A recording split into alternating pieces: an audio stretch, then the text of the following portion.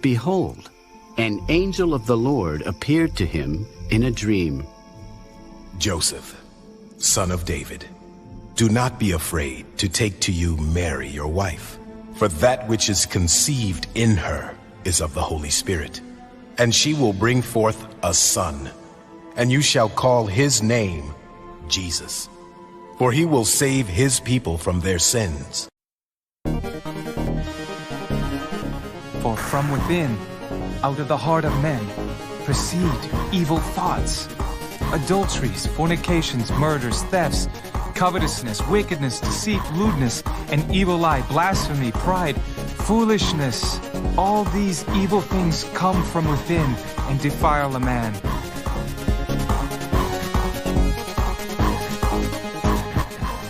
You have heard that it was said, "You shall love your neighbor and hate your enemy."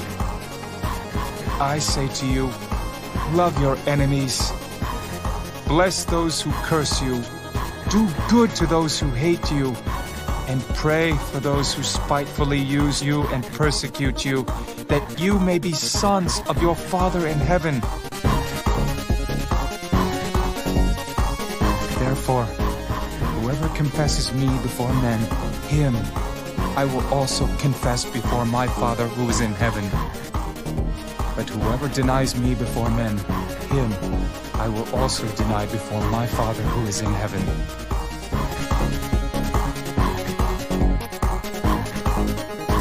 Assuredly, I say to you that it is hard for a rich man to enter the kingdom of heaven.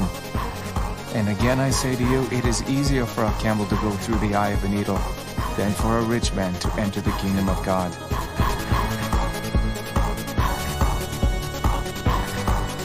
I am the way, the truth, and the life. No one comes to the Father except through me.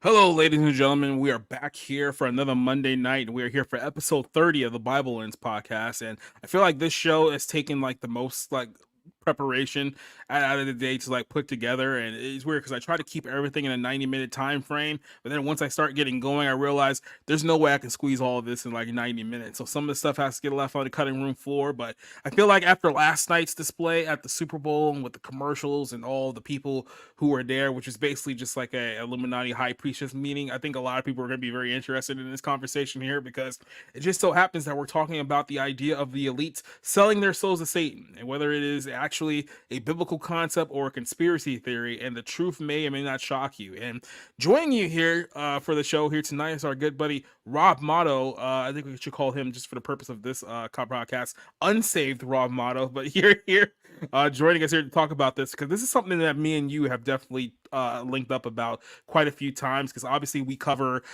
movies very heavily, so we're very heavily into kind of the whole Hollywood atmosphere and things like that. And I think we've both noticed things about the current mold of Hollywood that have disturbed us both, and we've noticed a lot of patterns over the course of this as well. And this is something that goes back with us quite a few amount of years. So I wanted to have you on here to kind of discuss kind of your perspective of this whole situation. So how you doing tonight, Rob? How's it going on Monday? Oh, pretty good.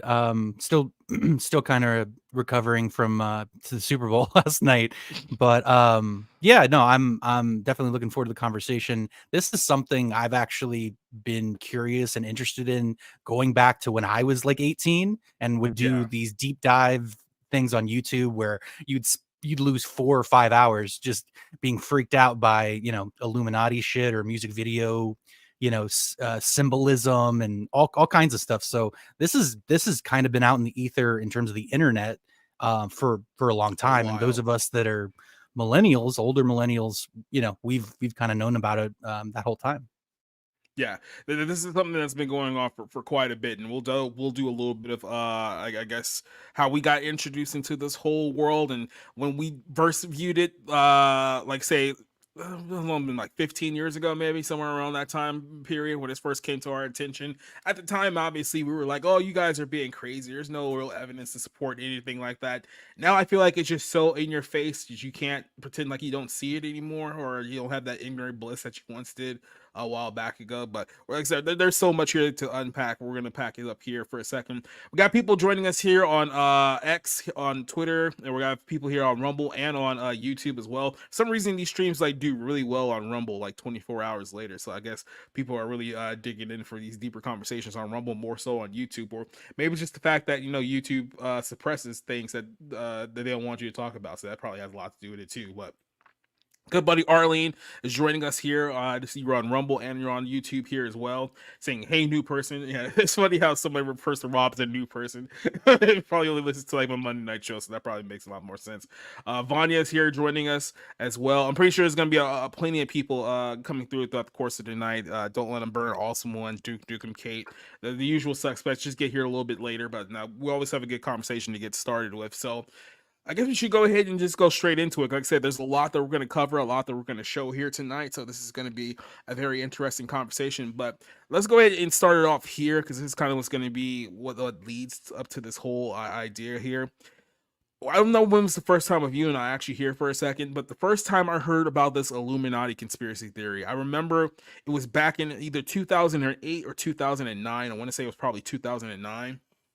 And a good buddy of mine from college had mentioned it to me, because he had asked me the question. It's like, hey, have you seen these internet conspiracies about like Rihanna or like Jay-Z being, Satan worshipers, like them worshiping the devil? And of course, just someone just completely out of the blue asked me that in 2009. I was like, Satan worship like Rihanna, like Jay-Z, like I didn't see it like at all, right? So it's like Rihanna at the time was just a brand new face in like music. She only had a couple albums out at that time period. Jay-Z had been around for a while, but I think he was kind of in that weird area of he was retired and not retired before he came back or whatnot. But at the time, it's like, based on what I saw from them, like there was nothing that alluded me to like they worship Satan. It's like I don't see like any crosses or anything like that, because Rob can attest to this as a former like Gothic person himself. He didn't look like the profile. He didn't look like the type of person that would make it be like, oh yeah, maybe there is something like going on here. So that was the first time I had ever heard it in 2009, and I saw some of the earlier videos that were kind of like talking about the conspiracy, and I just kind of thought that was like more or less nonsense. It didn't make like any sense to me, so I didn't really give it too much mind. I think fast forward several years later, and it wasn't just like a urethra, like a switch flipped, and like all of a sudden it was like, oh yeah, this stuff really is real. I just started to notice a lot more things as time went on that didn't really seem right to me. It's like a perfect example of this is the Grammys. If you watch the Grammys over the last 10-15 years, you probably have seen this too. When you start seeing a lot of the performances that are happening, the live performances, you start seeing the structures and like the symbolism, and it's all like a bunch of inverted upside down crosses, and there's fires, and there's allusions to like witchcraft and stuff like that. And I start watching as I start thinking to myself, it's like, yeah, something's not quite right here. Like, I can't really put my finger on it, but something about this whole situation doesn't feel like there's this unsettled feeling with this whole thing. And like I said, you just started to like build up, like, once here's the saying that I always say here. You probably heard me say it here before. Once is a coincidence, twice is a pattern, and 3 times is an agenda. When you get up to about 60-62 times, it gets to a point where it's like, okay, I can't pretend like this is not happening like anymore, right? So I started getting like deeper and deeper into this, and I'm thinking to myself, are there really people out there who have essentially accepted fame and fortune for, in turn, the worship of selling their soul to Satan? Like, does that actually happen here? So before we get a little bit into kind of the evidence that we have to support this, Rob, I'll go ahead and then let you attest here, because for those of you who don't know, Rob himself is not, a Christian. He's what we like to call agnostic. Yeah, I like to call him a fence sitter. Like he's we're not sure one way or another, but he's open to the idea. I think that's probably the fair way of saying this. But as someone who he's like said is kind of like in the middle of this whole thing, what was your, I guess, experience looking into this when you were growing up, and what is kind of your thought process of the whole idea of people worshiping Satan or selling their soul to the devil? Yeah, I mean, I guess I've always looked at it more like a metaphor. You know what I mean? Like, you can't deny the fact that that there are weird occult rituals that happen. I mean, look at Bohemian Grove. I mean, there's a lot of different things that you can look at and be like, what the fuck is going on there? And for somebody who doesn't believe, doesn't literally believe in the story of the Bible, it's sort of like, well, if that's not true, then why the fuck are they so obsessed with these rituals and dressing certain ways and doing provocative, you could say, in the most positive light, performances and influencing their fans, and there's a reason for it. That's all I can say. I can't say for sure that it's legit or it's real, but they must do it for some reason. That's all I'm gonna say. This started, I guess, when people said, "Hey, check out Lady Gaga, check out Katy Perry doing these weird Illuminati hand symbols." And like again, I just when I was younger, I just chalked it up to performance art, to something where it's like, oh, they're just trying to get attention, they're just trying to. But I've seen this pattern play itself out over. I mean, what's it been? It's been at least 15 years now. Mhm. So it's just like At least 15 years that we've noticed, even though we can go a lot further back than that. yeah. So I'm definitely open to wanting to understand, why this happens and why it occurs. But it's something where it comes up so often now. Balenciaga. I mean, there's been multiple things Yeah. just in the last year where it's like, okay, this is getting a little too creepy, a little too real. Let's just say Mhm. for me, because again, I would love to bury my head in the sand and ignore it and just say, oh, it's celebrities wanting attention, but for it to be so pervasive, for it to be so consistent, that's what's so troubling. That's because again, we'll get into the documentary, we've been talking about. This goes back to like Black Sabbath. This goes back to the Doors. So certainly the famous people in the occult has been. I mean, hell, that probably goes back to Hollywood in the 1920s. Being into Yeah. witchcraft and being into these occult rituals. So again, there's a pattern of it. It just seems like it's in our face the last 15 to 20 years. Like I said, it's definitely to a point now where even like normies are starting to like notice this, and they're starting to question it. I'm not sure if they're coming to the logical conclusion, because I had this conversation with a guy, another guy who's an atheist, but he notices the same thing that we noticed too, and he's like, "No, yeah, it's weird. I don't really know what to say here."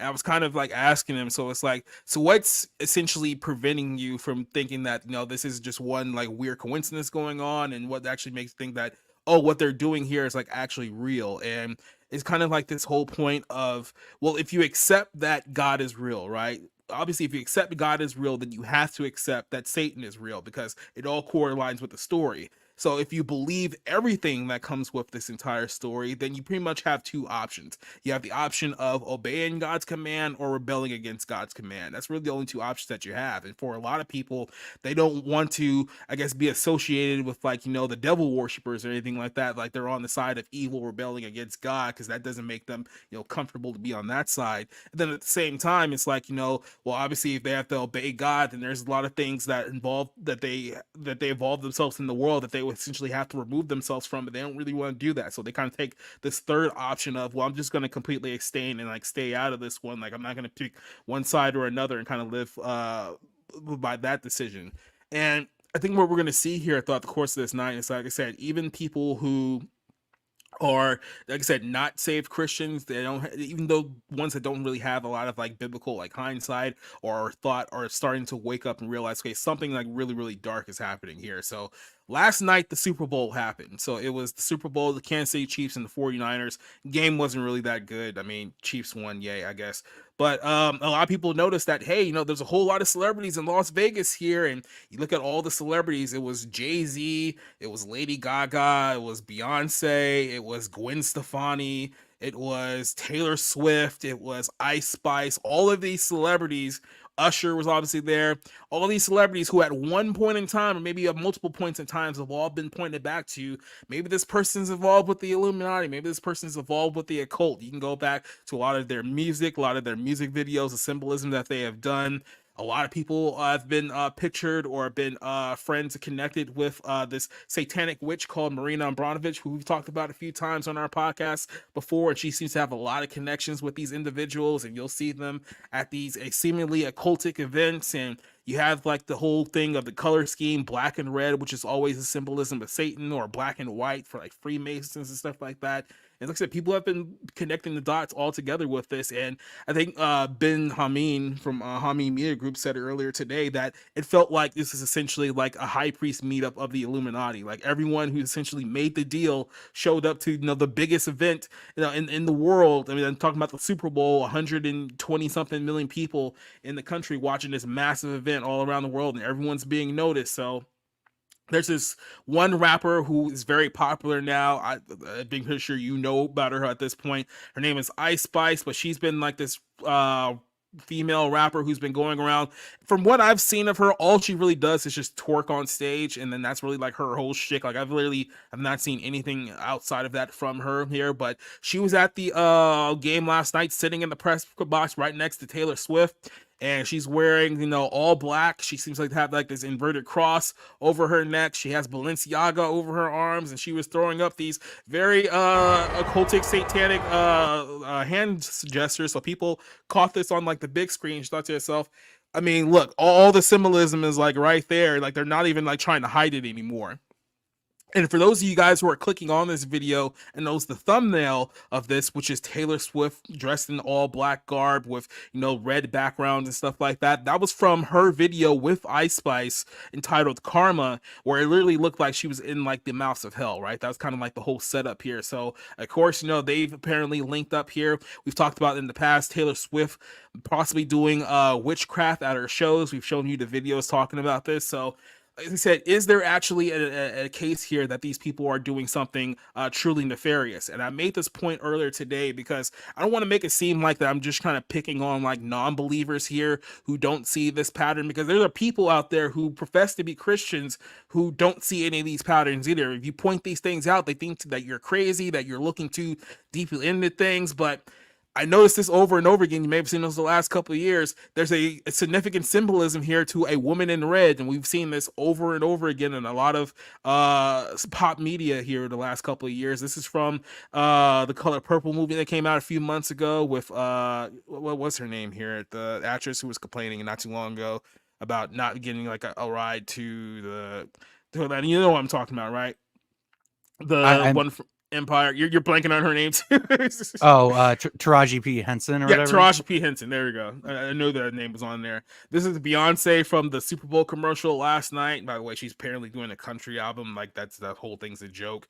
Here's Alicia Keys last night during the Super Bowl performance, wearing all red, playing on a all pure red piano. Here's Rihanna, last year's halftime show in all red, and like, I understood the symbolism of this because if you read Revelation 17:4, it says here that, and a woman was arrayed in purple and scarlet, adorned in gold and precious stones and pearls, having the hand of her golden cup full of abominations and the filthiness of her fornication. Now, in this specific verse, it's talking about the harlot of Babylon. Now, if you've been here long enough listening to this show, we believe that the harlot of Babylon is in fact the Roman Catholic Church. If you want to look a little bit deeper into that whole thing, we do have episodes on the playlist specifically talking about that. But obviously all of these things are owed to something that has biblical origins in its nature here. So is there something to this? Well, in order to really get to this foundation here, we have to go back. And when I mean go back, we have to go like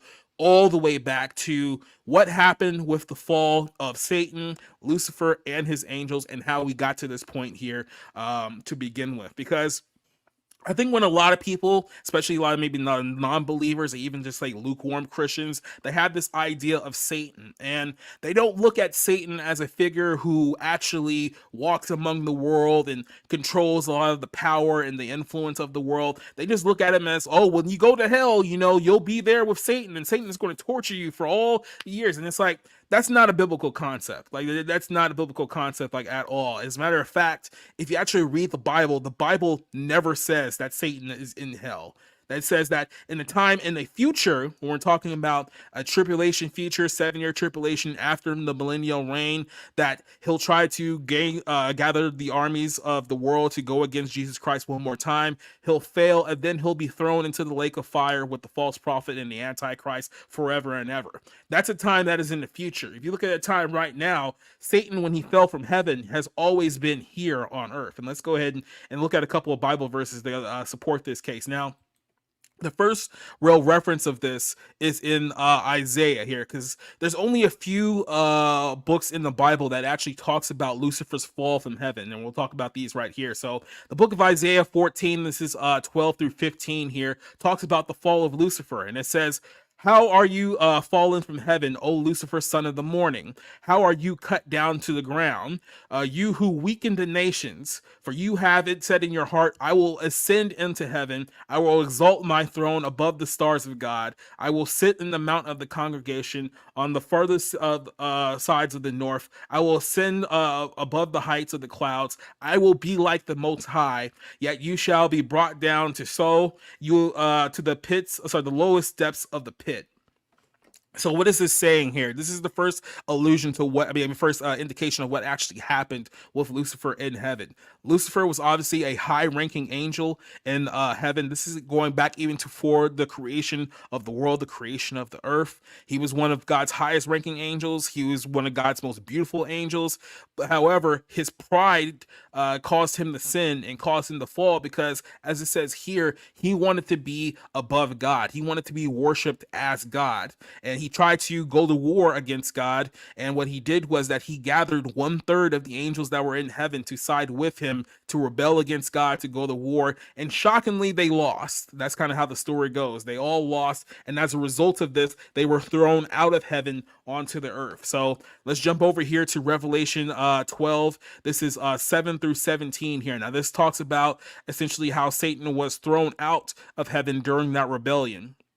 If you go here on 7, it says that, "And a war broke out in heaven. Michael, who's the archangel, and his angels fought with the dragon." So if you read the book of Revelation, every reference to a dragon is of Satan. So when it's talking about Satan, it's talking about dragon in the book of Revelation, it's talking about Satan in this context here. "And the dragon and his angels fought, but they did not prevail, nor was a place found for them in heaven any longer." So once they fought the angels of God and they lost, they were kicked out of heaven. "So a great dragon was cast out, that serpent of old called the devil and Satan, who deceives the entire world. He was cast to the earth, and his angels were cast out with him." So this is talking about an event that takes place even before the book of Genesis, because you have to understand that when they were kicked out of heaven, they fell. All of these fallen angels and Satan fell to the earth.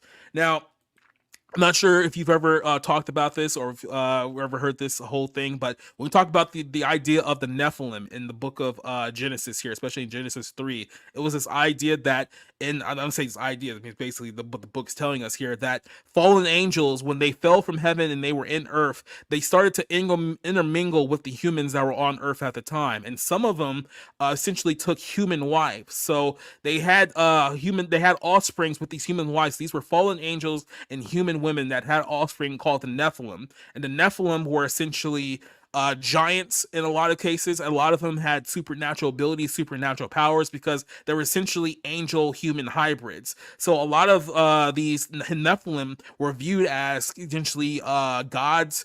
They were viewed as, powerful men. This is probably a good indication of where a lot of Greek mythology comes from. We talk about the ideas of Zeus and Ares and all these Greek gods. A lot of the Norse mythology, even going as far as like Hinduism and all the Hindu gods and millions of gods that they have. It came from this idea that, the offspring of this human angel hybrid taking over the earth. Well, because their bloodline was tainted with fallen angels that God were not going to forgive because they rebelled against him in heaven, the only way to prevent this corruption from completely destroying the human bloodline, thus not giving us a path to salvation, is that gave us the origins of the flood. That's exactly why God flooded the earth in the first place. This is why we got Noah. Noah built the ark. He built all the animals, because God was essentially going to wipe out all of the wicked Nephilim from the earth.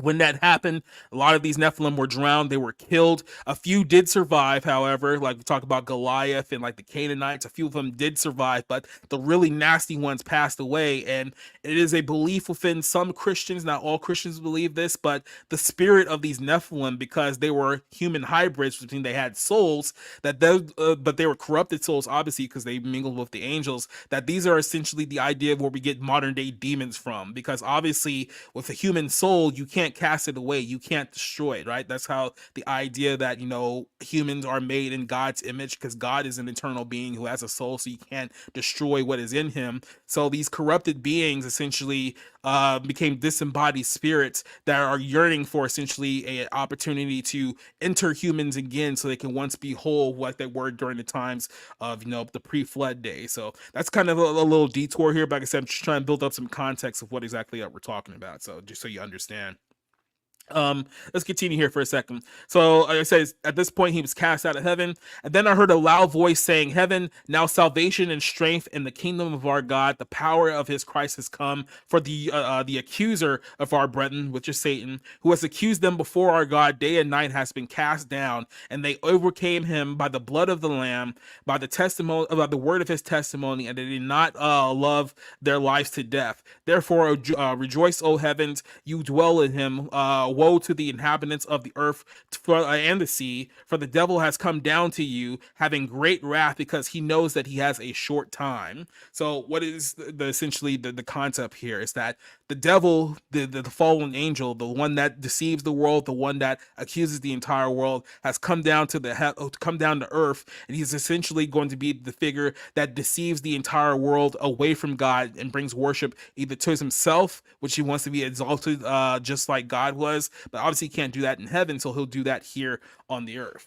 Now, Rob, let me ask you this question. Do you happen to know what the oldest book in the Bible is? You have any context what it might be? I mean, if just off the top, I would guess it's Genesis, but I have a feeling that's wrong.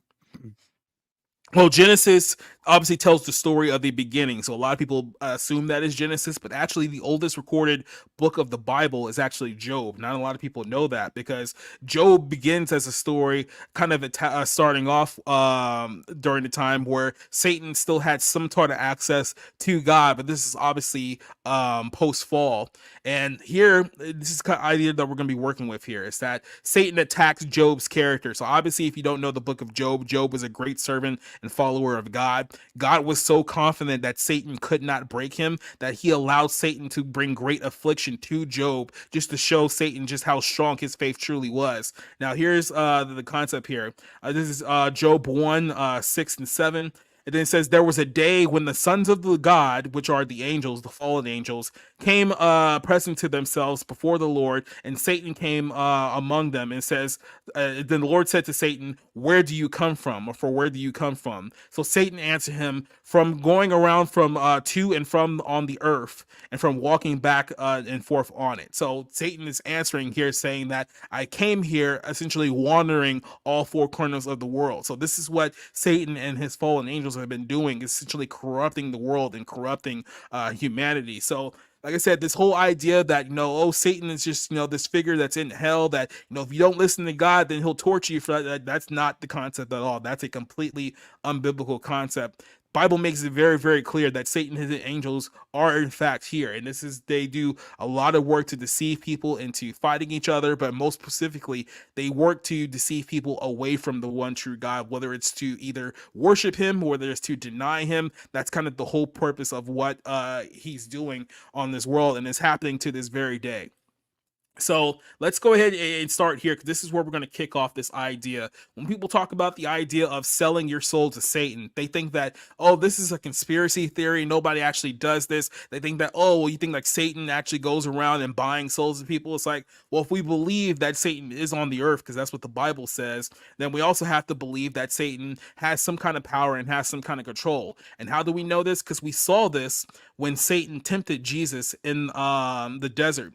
Now, if you know the story here, before Jesus sacrificed himself for the sins of the world, he was wandering the world for 40 days and 40 nights fasting, and he was being tempted by Satan, who knew that Jesus was the Son of God, but was essentially trying to get him to rebel. By getting him to rebel, that means that his sacrifice would be absolutely none and void, that he would have sinned against God, and that he wouldn't, man essentially would not have an atonement towards God. But it didn't work out the way that he thought it did. So let's jump over here real quick to chapter 4, excuse me.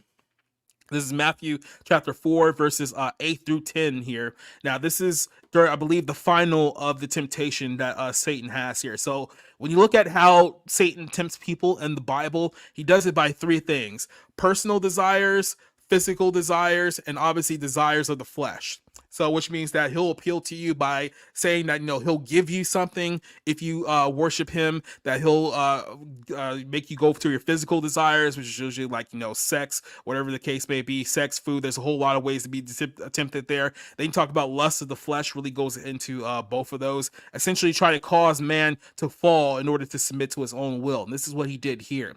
It says here in Matthew 4:8, and then the devil took him, being Jesus, to an exceedingly high mountain, and he showed him all the kingdoms of the world and their glory. So Satan is literally taking Jesus up to the highest of mountains to show him the world, to show him the kingdoms of the world. And this is what he said. And he said unto him, all of these things I will give to you if you fall down and worship me. Now, keep in mind, he's talking to Jesus, the Son of God, who is God, by the way. And this is how Jesus responds: away with you, Satan, for it is written, you shall worship the Lord your God, and him you shall only serve. Now, when he failed on his third temptation of Jesus, Satan went away because he tried to do the only three ways he knows how to deceive, and he failed all three times. Now, as you see here, what was the offer here to get Jesus to fall? I will give you all of these things if you fall down and worship me, right? Now, obviously, Jesus said no, because Jesus is God and he's smarter than smarter than Satan, and knew what he was doing. However, this is the first example that we see here of Satan offering to give somebody the world in return a worship of him. So obviously, Jesus was smart enough to see through this and denied him. But are we supposed to believe that somehow Satan never made this exact same offer to anyone else, whether it be kings, queens, leaders in high position, religious leaders, celebrities, people of high power? Are we to believe that throughout the course of the last 2,000 years that this offer has not been granted to anyone else, and that somebody else wouldn't have accepted this? Because there's a lot of people out there, like I said, they could simply be non-believers, and they think that, oh, you're going to give me all the riches and the control of the world. Yeah, I'll take that. Why not? And then you have people who are controlled by money, controlled by power, controlled by greed, who have no problem accepting that deal. And this is what we're going to talk about here throughout the course of the night, is that, has this deal been given to other people, and have they accepted it? So before I get into the video portion of this one, let's give you a little bit of a breather here. What's kind of your thoughts on what we've talked about so far? What's kind of some of the questions that you have regarding this, to make sure that we're still on the same page here? Yeah, I mean, I think just symbolically, the devil represents temptation. I mean, it's even in the Lord's Prayer, shit, I'm gonna fuck it up because I haven't recited it in so long, but lead me not into temptation. And I think that very clearly is symbolic of evil, symbolic of the devil, and certainly that story about Jesus being tempted for 40 days and 40 nights in the wilderness, and it just being like, I will say this real quick. It does remind me of the Last Temptation of Christ. Now, I think that version is Willem Dafoe's more human than Jesus was, because Jesus was both man and God. So at least my understanding of it, if I'm not overstepping there, but so I definitely think that plays a part.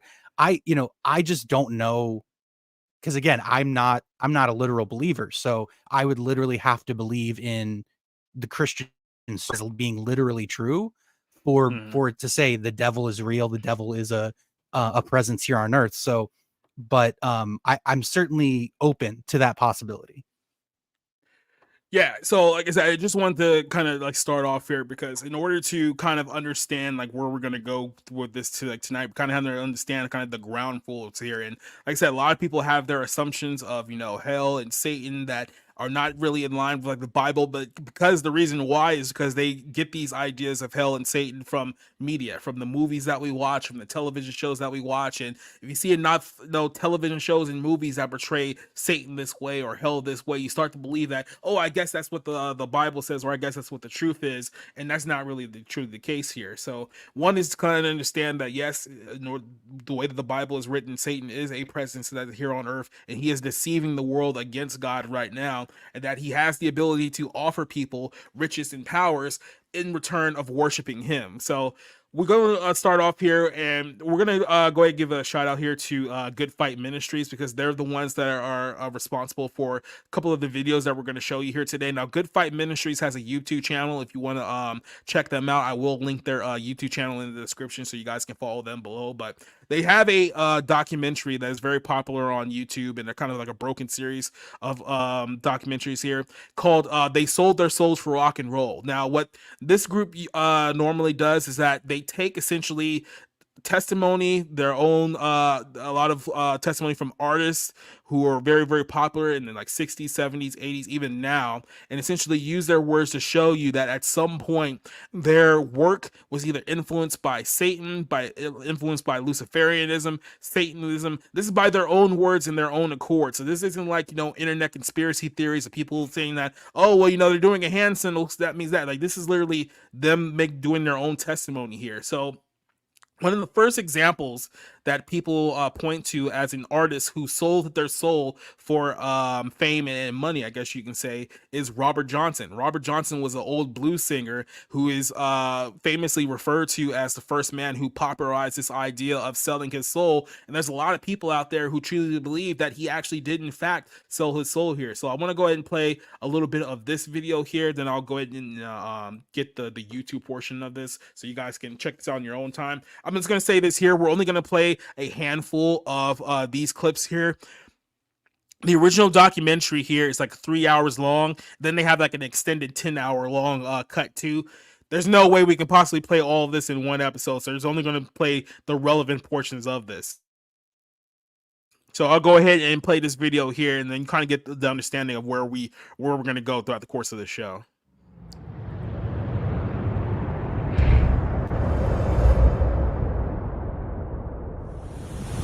Robert Johnson is considered the king of the Delta blues. He's also considered the father of rock and roll. It is very significant that Johnson would be considered the father of rock and roll, as it is alleged that he had sold his soul to Satan in Clarksdale, Mississippi, in exchange for guitar playing abilities and worldwide fame.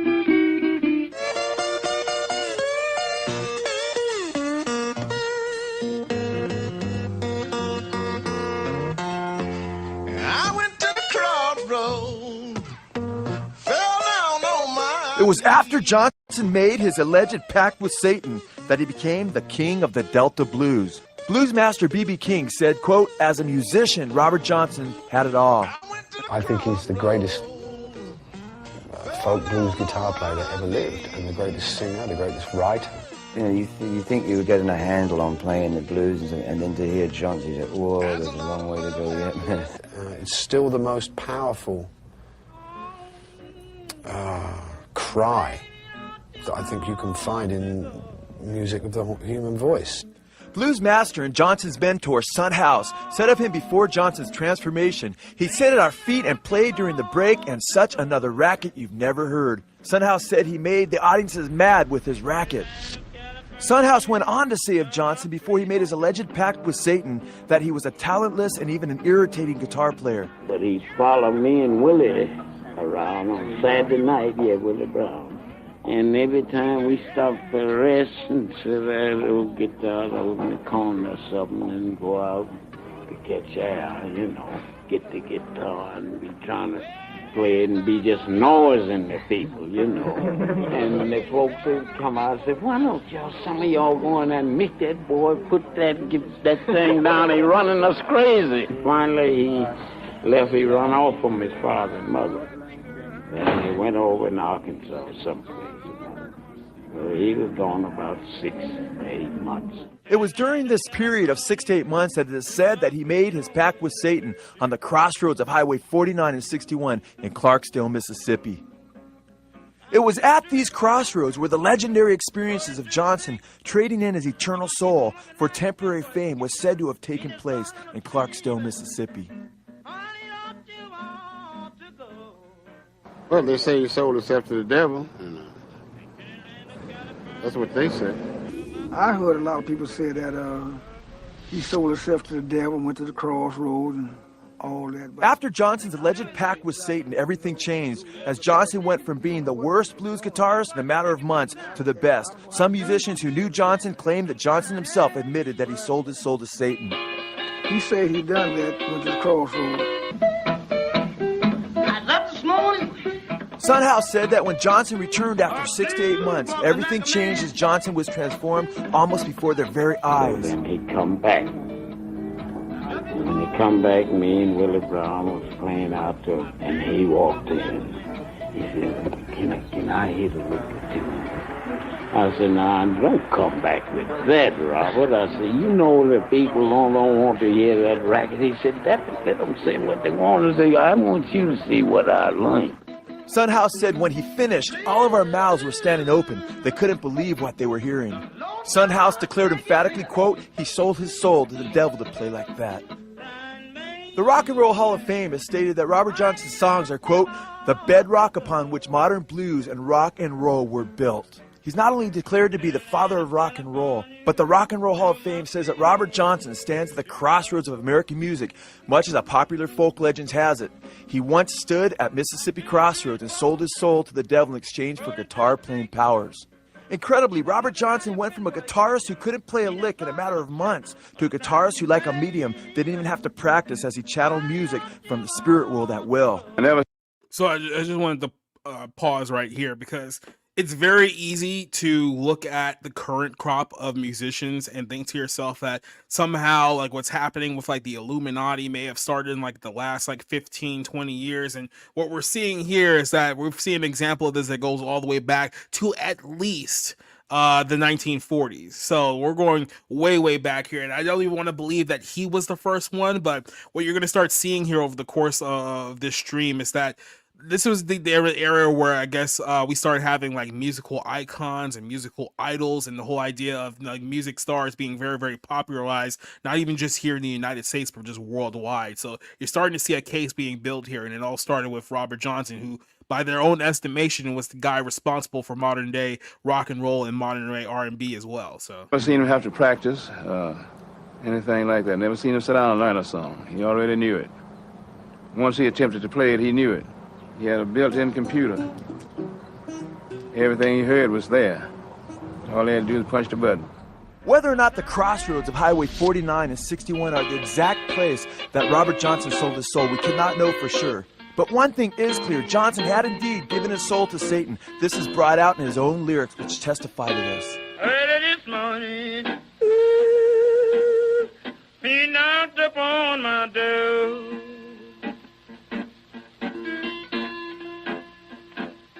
And I said, hello, Satan, I believe it's time to go.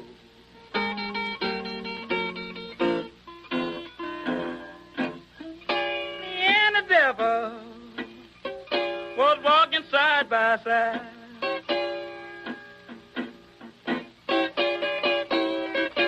Me and the devil, ooh, was walking side by side.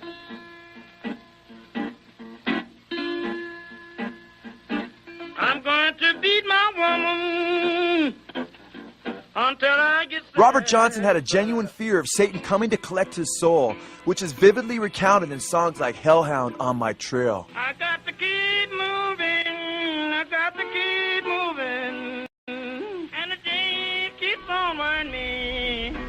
But hellhound on my trail. Selling one's soul to Satan is a thread that runs through the history of rock and roll from Robert Johnson until present.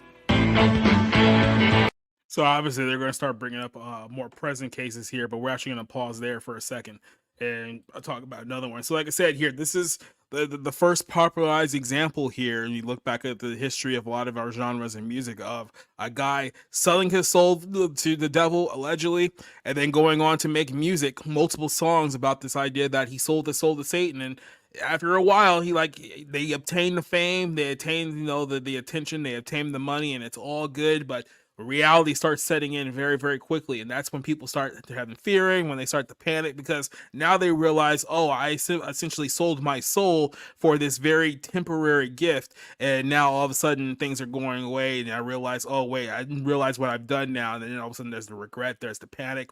And the reason why I say very temporary gift is because, look, let's say for the sake of argument, someone offered you $1 billion. Now there's a lot you can do with $1 billion. You can live a completely different lifestyle that you live now. at the end of the day, you're only going to have that money for a very limited amount of time. Or for some people, it might be more limited than they think. And then what happens afterwards? Then when you moved on from this world and you're done, you're on to eternity. And based on the choices that you made, whether the choices to either stand with Christ or reject Christ, that's just going to determine your eternity, your eternal state. It's either going to be heaven or a lake of sulfur. Those are your two options here. So imagine being a guy who had the choice of essentially turning in for like a few years of riches to burn in a lake of sulfur for all eternity. When you look at it from that perspective, when you look at it beyond just this life, you think to yourself, why would anyone make that deal? Well, a lot of people who make that deal don't think of life beyond this life. This is exactly how we get to this point right here. So what was some of the things that you noticed with the Johnson portion of this documentary here? Well, I mean, I mean, I know the blues goes back a long ways, and we always hear that that was really the birth of rock and roll. And for whatever reason, the music industry has this trope come up time and again. And I will say that in just in entertainment and movies and TV shows, this is a very common story.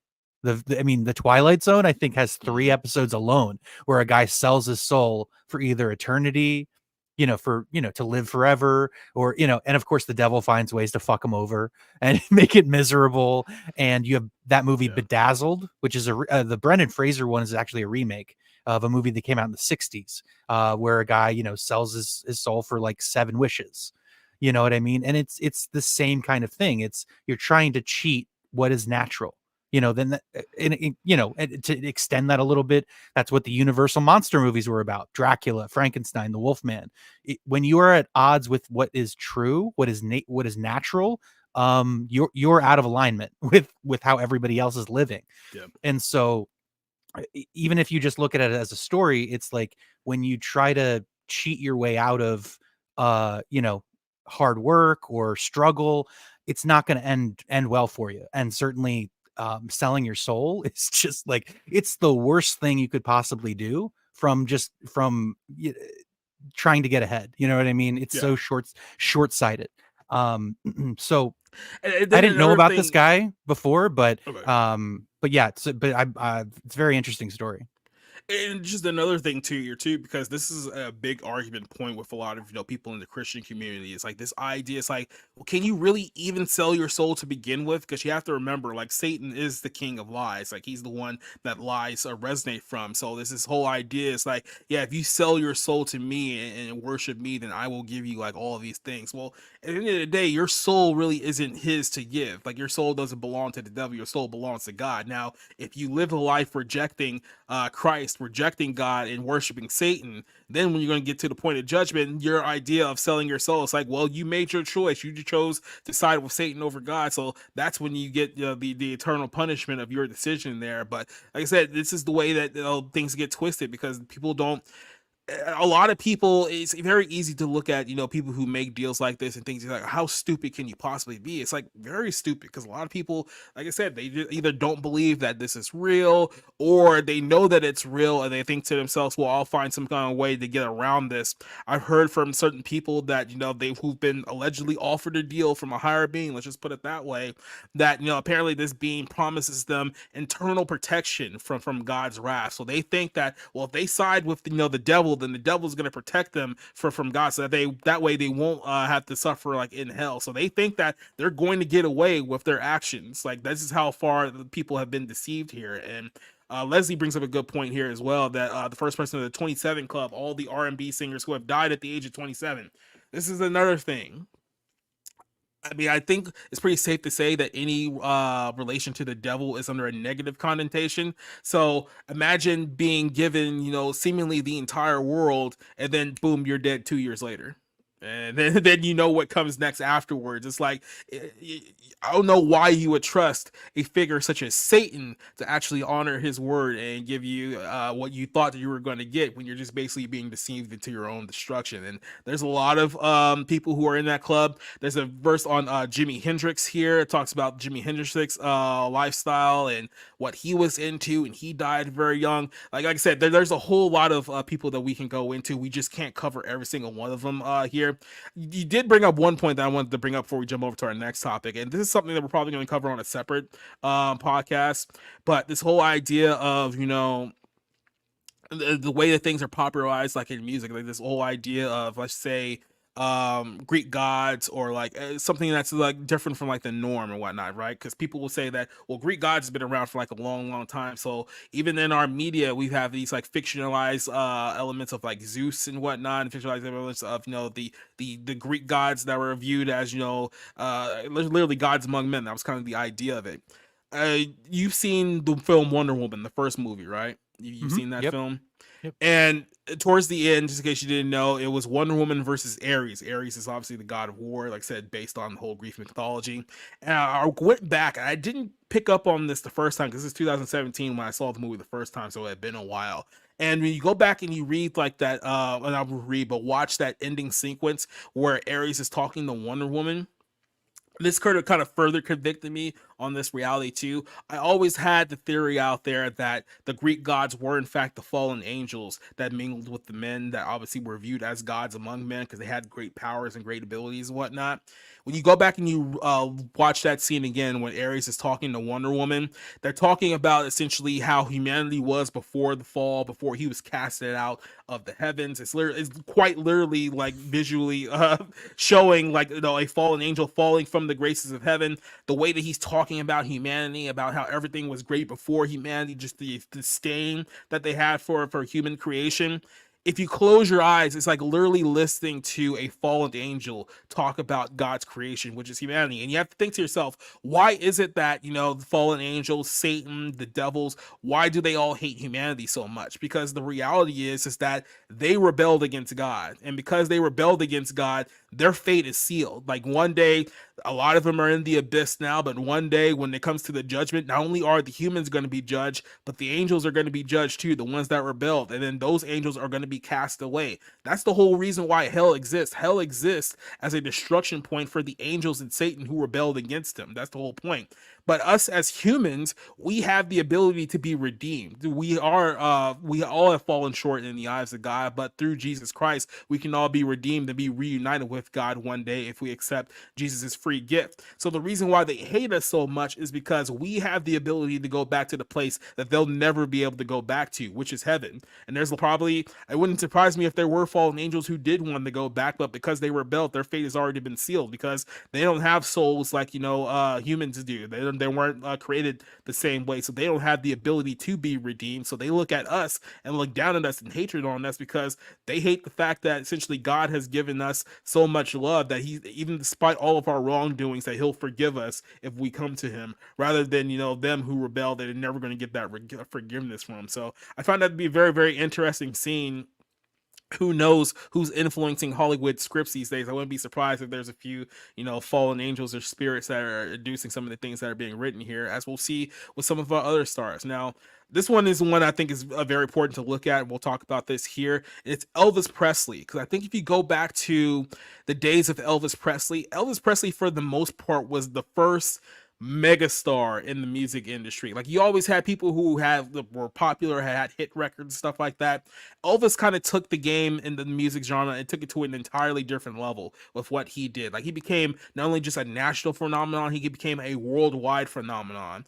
And we were having this conversation earlier with Cider, we're talking about Taylor Swift, and Taylor Swift kind of has, like, if you look at her popularity right now, she's kind of like in that Elvis, Michael Jackson level of, like, she's incorporated the entire world in a way that only very few artists have done that. And this all started with Elvis Presley. Now, we watched the film Elvis a couple of years ago, and the way that they tell Elvis' story is that, Elvis was this nice little, you know, church-going boy, and he did gospel songs with his mama. They made it seem like that he was just this nice little church boy who got lost in the shuffle of Hollywood. In reality, it was far, far more sinister than that. Elvis was into some very, very dark things, and obviously there had people on here on this documentary that talked about the real Elvis, not the one that we were sold in that movie, but the one that actually existed. So let's play some of the bits of this. This is very, very interesting because even I didn't know this the first time before I watched this. Up in the stands, and you'd see a strange looking guy walking around the track at Hodges Field or Crump Stadium, wherever the games were being played. And people used to point at him and laugh. Here's this guy that I knew from school and that everybody thought was weird. It's up on the truck entertaining everybody. Elvis Presley, like no other artist before or after him, had an uncanny effect on millions of his fans. He said he had no control over the way his body responded to music, and described the transformation that took place with him on stage as though he were being possessed by some, quote, surge of electricity. Steve Dunleavy, author of Elvis What Happened, stated Elvis Presley was straddling the microphone in the most suggestive of manners, his groin gyrating inches from the upright stand, and he was shaking in convulsive movements as if possessed by an alien spirit. When he sang loudly, he commanded his worshippers. Later in life, Elvis would acknowledge that the strange powers that he'd wielded over his audiences were occultic powers that he'd received from the spirit world. Elvis, as a child, believed that he was being guided by the voice of his brother Jesse, who had died at birth, but later admitted that he was being used by a hierarchy of spirit beings. His close friend Larry Geller wrote that Elvis believed that he was working under the aegis of these masters, that they had helped him. Elvis admitted, "I always felt an unseen hand behind me. I heard that same voice and thought it was my brother. That's what I thought. I heard this guidance guiding me all my life. That's why I'm here and why I'm doing this. This didn't just happen. This wasn't mere happenstance." Author Gary Herman stated that Elvis, quote, recognized the devil's part in his success. My middle name is misery.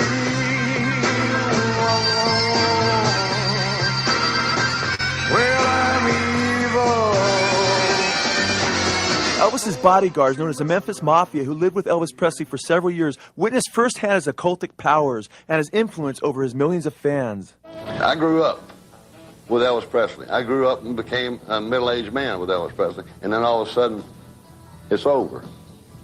I knew the drugs had him, they were going to get him, and there was no turning back, and I felt sick. Elvis's former... I do want to point this out here because this is actually an added part that I did include here, but if you remember, Rob, a few months ago in the bar room, we were talking about this guy who was in American Idol, and like he was doing essentially like satanic songs in the music industry. He was going to like these dark parties and whatnot. Then he saw apparently child sex abuse happening at one of these parties, and that led him to convert to be a Christian. Turns out that this guy, his grandmother, he claims this, by the way, his grandmother was a medium for both Michael Jackson and Elvis Presley. So this guy who has connections, well-known connections in the music industry with this family here, admitted that his grandmother was a medium and a spirit guide for Elvis Presley during this time period. So, like I said, the whole thing about Elvis's involvement in the occult goes back a long, long way here. By the way, that guy's now a Christian now. He gave his life to Christ months ago. So, yeah, we'll have to dig up that story, but we did cover that a while back. Former bodyguards revealed that Elvis not only believed that he had occultic powers, but that he was a prophet and that they were his disciples. Red West declared he likes to be in control. He likes to be a God figure. For many years, with real seriousness, he called us his disciples. Red West declared with conviction that Elvis possessed some kind of special powers, something like psychic powers, he said. Elvis proved it to me again and again.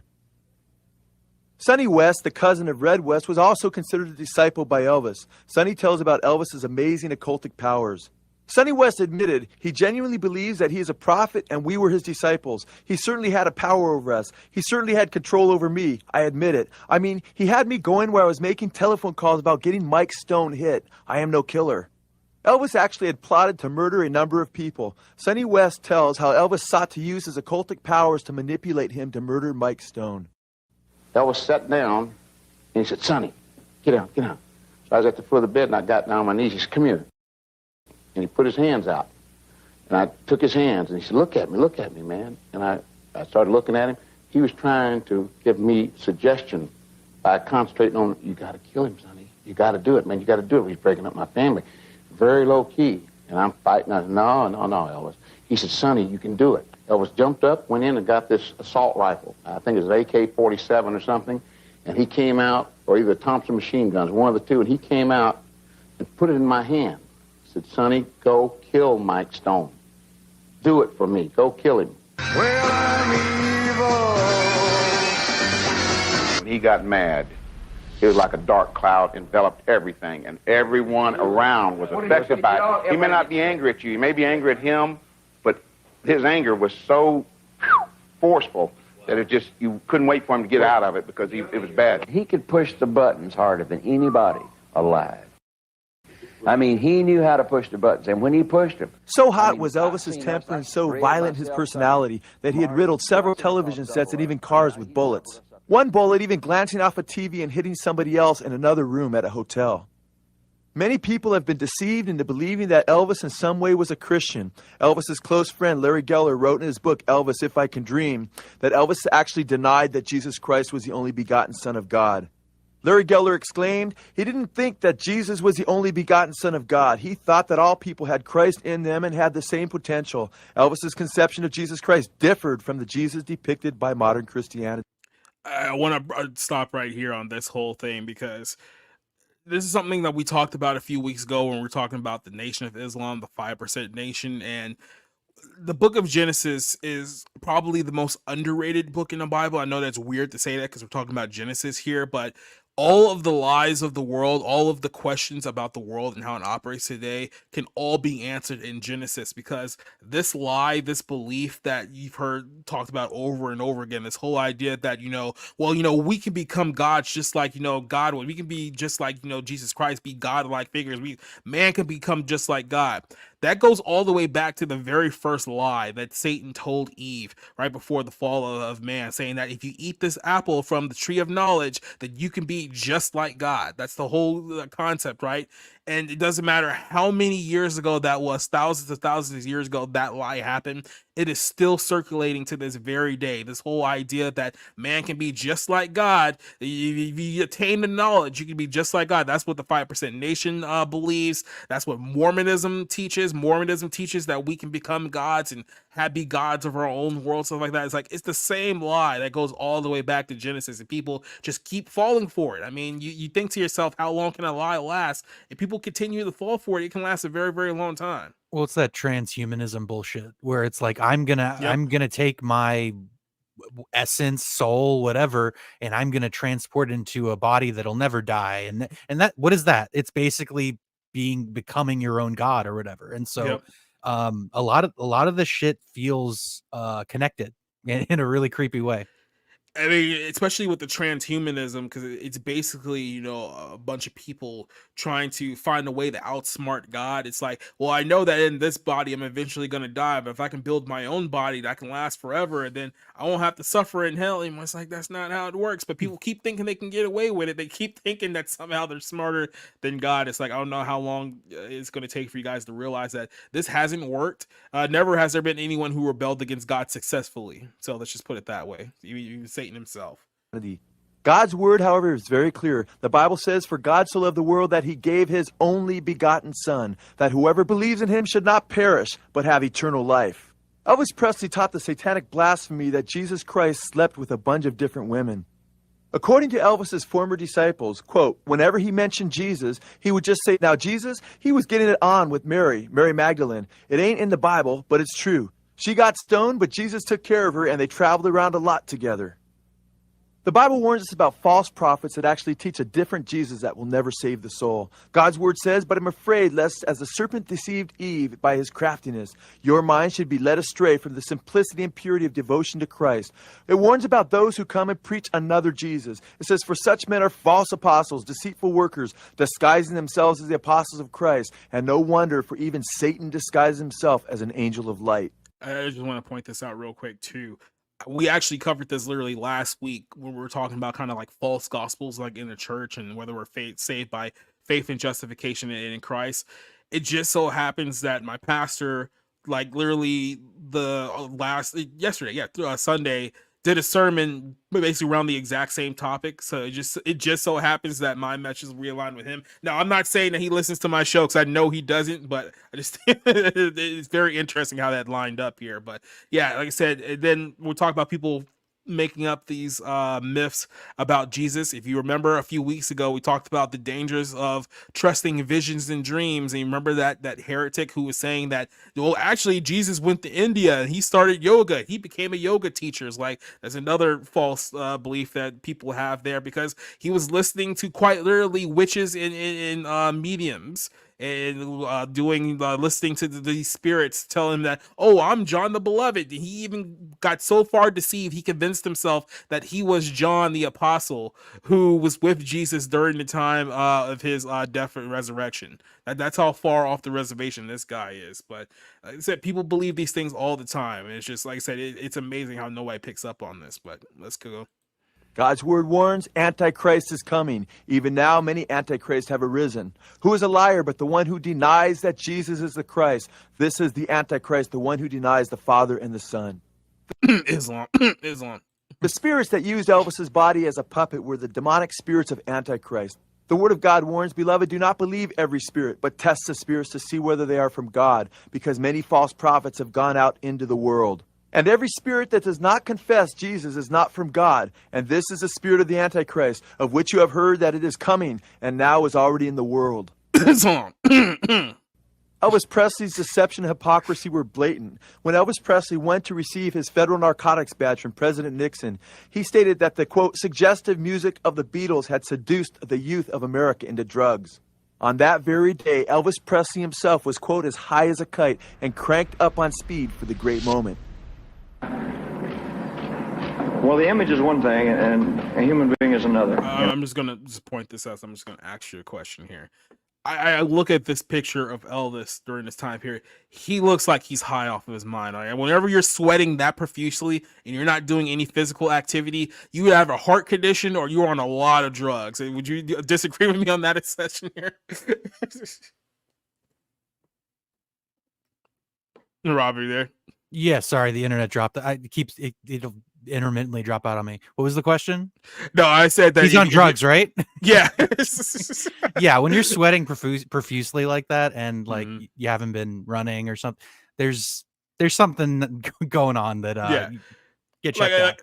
Like I said, you either have like a heart condition or you're on like a butt ton of drugs. That's pretty much like where it is. So, I was in the living room when she came in, and I said, Elvis, this is Priscilla, this is Elvis. And I said, I had these visions of all of us just going to prison for life. I was scared to death. She wasn't even 14 yet. Elvis lived with young teenage Priscilla in fornication for nearly 5 years until he was pressured for the sake of his public image to marry her.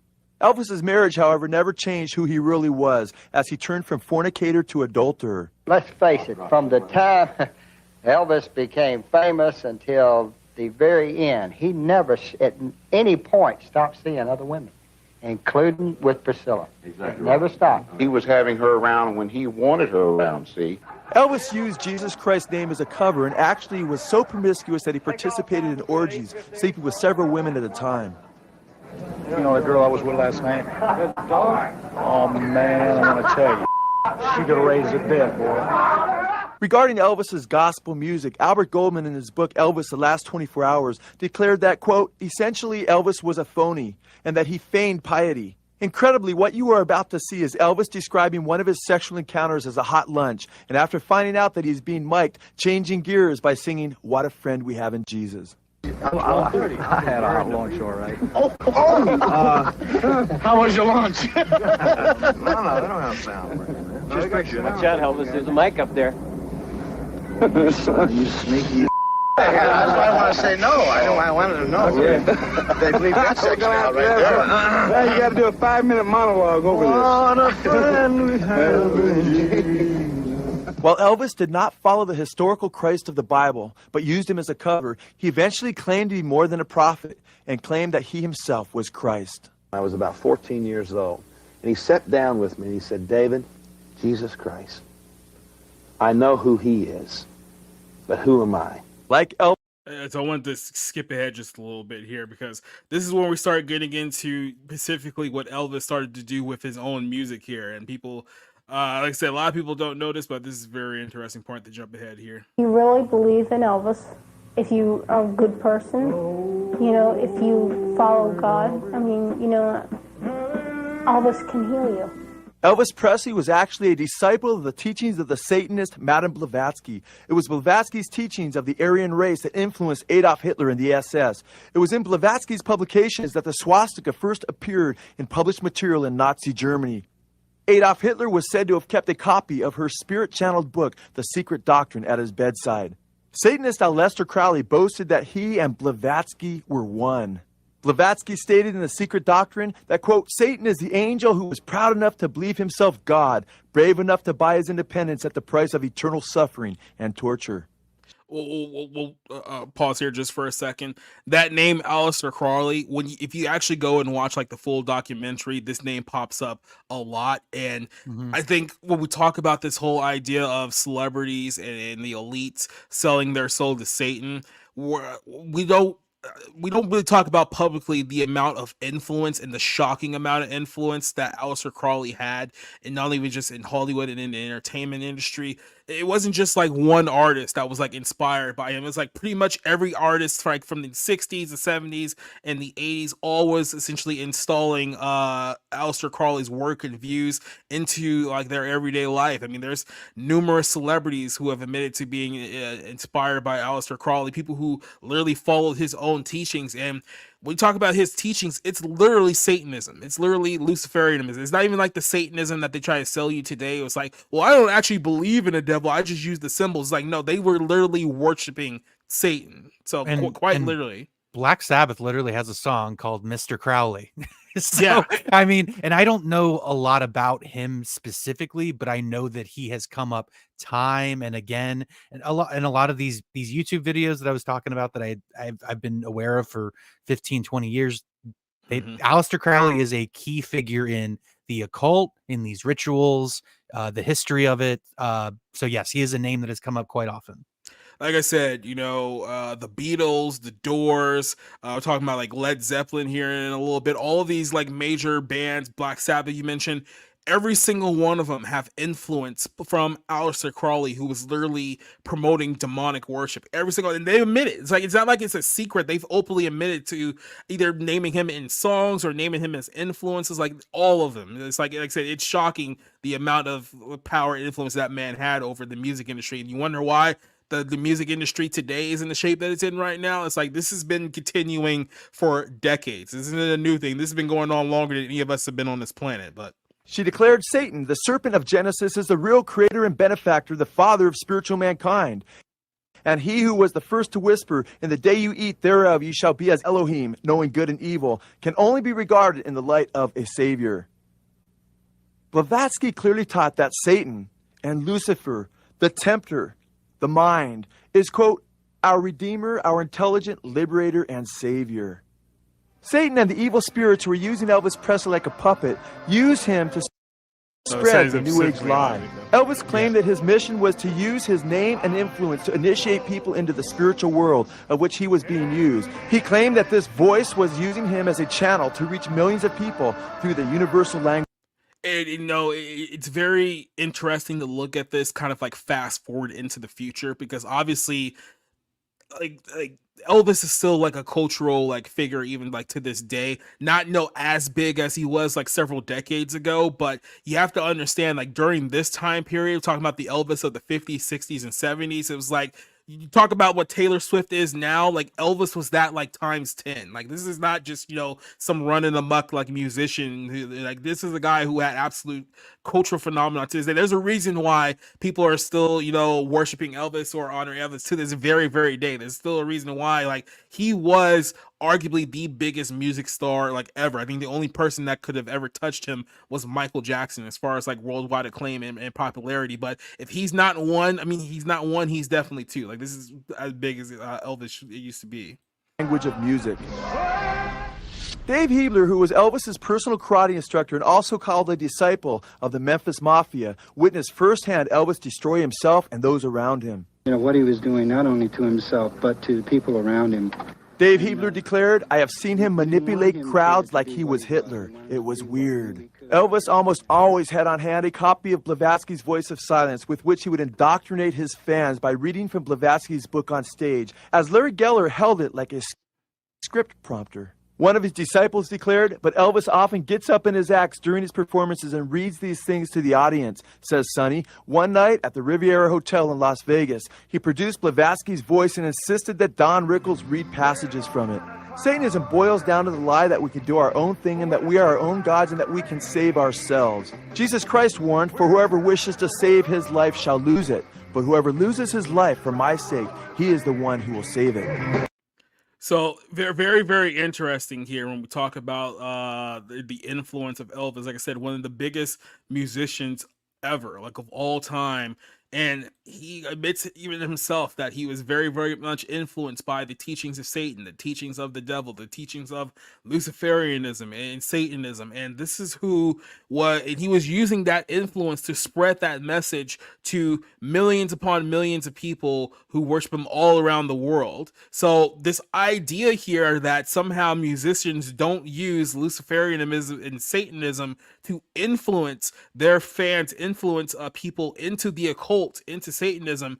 I mean, you can go back to prove it right there with Elvis. This is not a new concept. This is something that's been going on for time and time and time, and we just see it repeated over and over and over again. So wanted to go ahead and just play I'm going to go ahead and talk about the couple of these verses here, then we're going to play the last video here. But what's kind of your thoughts on the whole Elvis thing? Did you watch the full Elvis portion? Was that your first part that you saw of it? So, what did you think of essentially what you saw? That's only like a small portion of the overall Elvis documentary, but what did you think there? Yeah, I had never seen that before. I didn't know any of that about Elvis. I mean, I don't want to say that my only impression of the man was Austin Butler's performance in that movie last year, but I really didn't know anything about Elvis. I knew obviously culturally how massive he was and what he meant, but it's weird. I was literally just thinking about the Stephen King novel Needful Things, which is basically about the devil moves into this town and pits people against each other so that they can keep their most prized possessions. And one of the things is like an Elvis, I don't know if it's a wig, or it's some kind of memorabilia. And so that's a very weird thing that, again, that would be in there, but I don't know. I don't know how much of this you can refute. It's from people that spent time with him, considerable time with him, and I don't know why they would lie. So it's just like, it's pretty creepy. It's not just like one person that he was with them saying anything. It's like it's almost an entire like entourage of people who are all saying the exact same things about him. So no, and apples to apple. That's how I'm still trying to look at this, like apples to apples. You know what I mean? Like, okay, so but why would who would be influenced by some fucking boring ass book? You know what I mean? So that part is a little weird to me. Like that you would be that indulgent with it, that you would like read passages or get Don Rickles to try to read passages from it, and nobody would really know what you're even talking about. So it's pretty creepy and it's pretty bizarre just taking a look at it. But we really don't know who these people are. And I'm certainly not saying it's not real, but the way I think about it is just like artists are weird people that just get into all kinds of shit. Now, are some of them devil worshippers? It looks like that's a possibility. Like I said, we quickly forget that, when we see celebrities, even like Taylor Swift, for instance, because it seems like we just see so much of Taylor Swift that we all of us know her on a first name basis at this point, right? But at the same time, you're only seeing the version of that celebrity that they want you to see, only the public version of that celebrity. You're not seeing what's going on behind closed doors. You're not seeing the people who they associate themselves with behind closed doors. You're not seeing the things that they're actually doing behind closed doors. So you think you know a person, and who everyone probably would thought that they knew Elvis because they saw him all the time. He was always on stage, always on TV. So a lot of people thought they knew who Elvis was, only to find out these things several decades later that actually Elvis was a pretty messed up and sick individual. Sorry we didn't tell you that back then, where you were listening to all his albums and buying all his music. But yeah, it turns out he was kind of a dirtbag and an evil piece of crap. So sorry, right? Yeah, I mean, we knew that he was kind of like, it's even joked about now, where he was kind of a disgusting pig at the end of his life. You know what I mean? Yeah. Like the food he would eat would even be kind of gross, and so it certainly doesn't paint a good picture where it seems like his life ended pretty miserably. And again, that's just another connective piece of information, like that guy who died at 27, the Robert Johnson, the blues guy. So.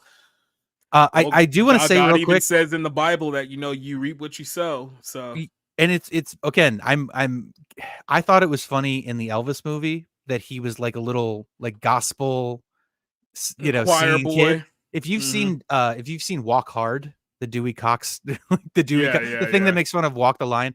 It was the same thing. It was this little kid singing the blues.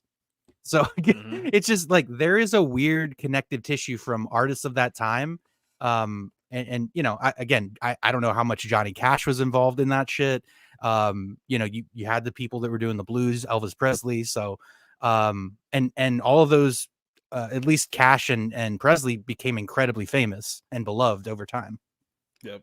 And here's another thing too, and it'll probably be for a future episode because this is way too in-depth to cover for this one that we're doing now. But like I said, this idea, people look at things of like, you know, vampires and mermaids and all these like mythical creatures, and we all think that these are just like creative like mythologies, these lores that people have created over time. And it's like, have we ever stopped to think that maybe the origins of these things actually come from something that is not of this world? Have you ever think that maybe the fact that, you know, vampire culture exists is because there actually were people on this earth once upon a time that that essentially identified with the label of vampire, that there were people out there essentially drinking the bloods of other humans, and they looked like us but they weren't exactly us. So maybe these things aren't all, you know, fun and games and nonfiction. Maybe there is some truth to it there, or at least a degree of truth to it. But even if you want to take it at that like metaphor face value, it's like, okay, these people have incredible like power and strength and they can fly or whatever, but what's the cost?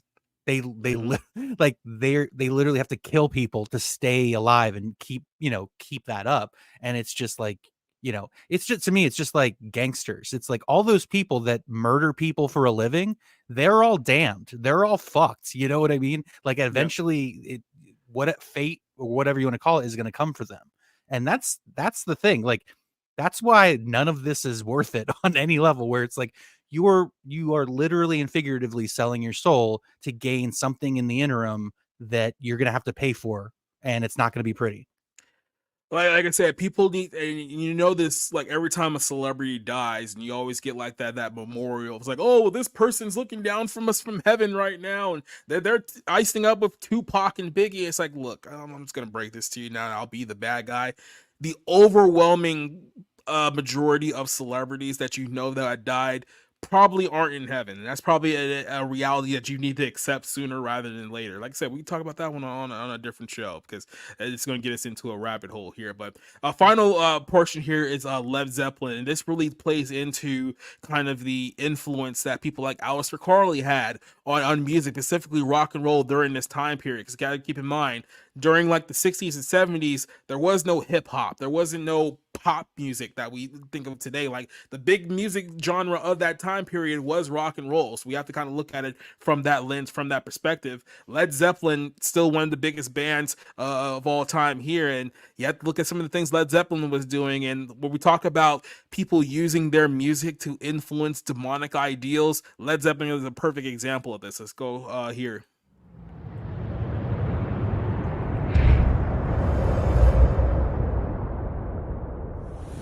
Mighty Led Zeppelin took off in 1968, and in that very year, their second album would replace the Beatles' Abbey Road at the top of the charts. They would end up becoming the new kings of rock and roll through the decade of the 1970s. Millett and Button state in their book, Led Zeppelin in the Light, if Elvis Presley and Little Richard dominated the 50s, and the Beatles and the Rolling Stones dominated the 60s, Led Zeppelin, the biggest selling rock group the world has ever known, have unarguably dominated the 70s.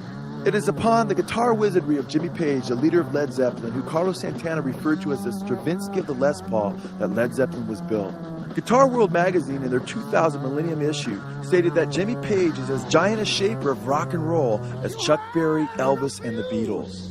According to Richard Cole, Zeppelin's road manager, the story of Zeppelin selling their souls to Satan for power and fame actually got started with Page himself, as he shared with groupies who were interested in his dark side.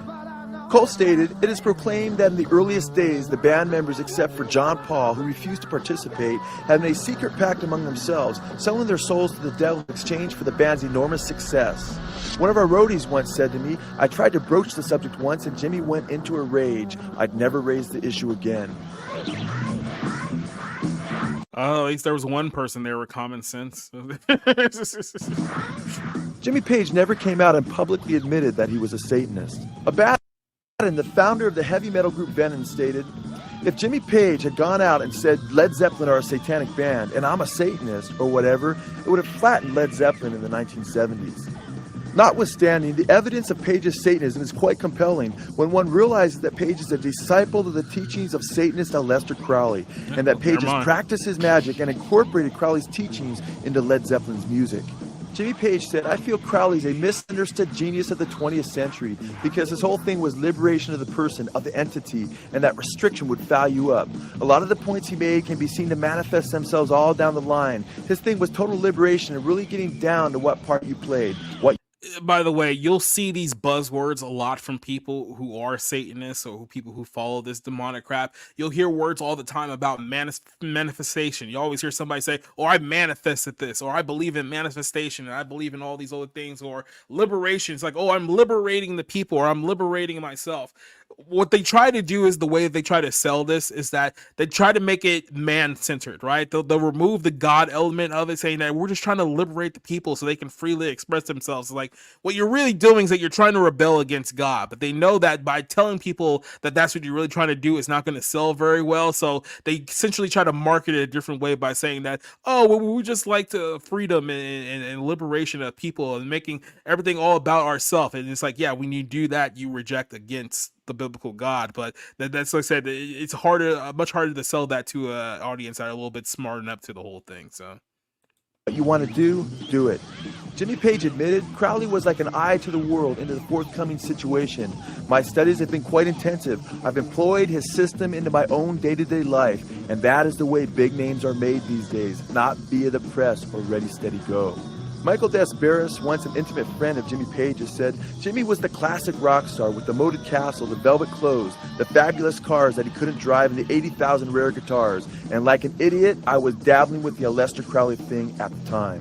He went on to admit, "I used to go down and see Jimmy at Plumpton Place, and he'd pull out Crowley's robes, Crowley's tarot deck, all of Crowley's gear that he'd collected. I thought, this is great. It was so twisted and debauched, their whole thing. That is what Jimmy represented to me." Jimmy Page's obsession with Aleister Crowley was so great that he even bought Crowley's Boleskine house overlooking Loch Ness. Crowley used Boleskine as a type of satanic headquarters to summon the demons Thoth and Horus. Jimmy Page acknowledged, yes, it was owned by Aleister Crowley. Strange things had happened in that house that had nothing to do with Crowley. The bad vibes were already there.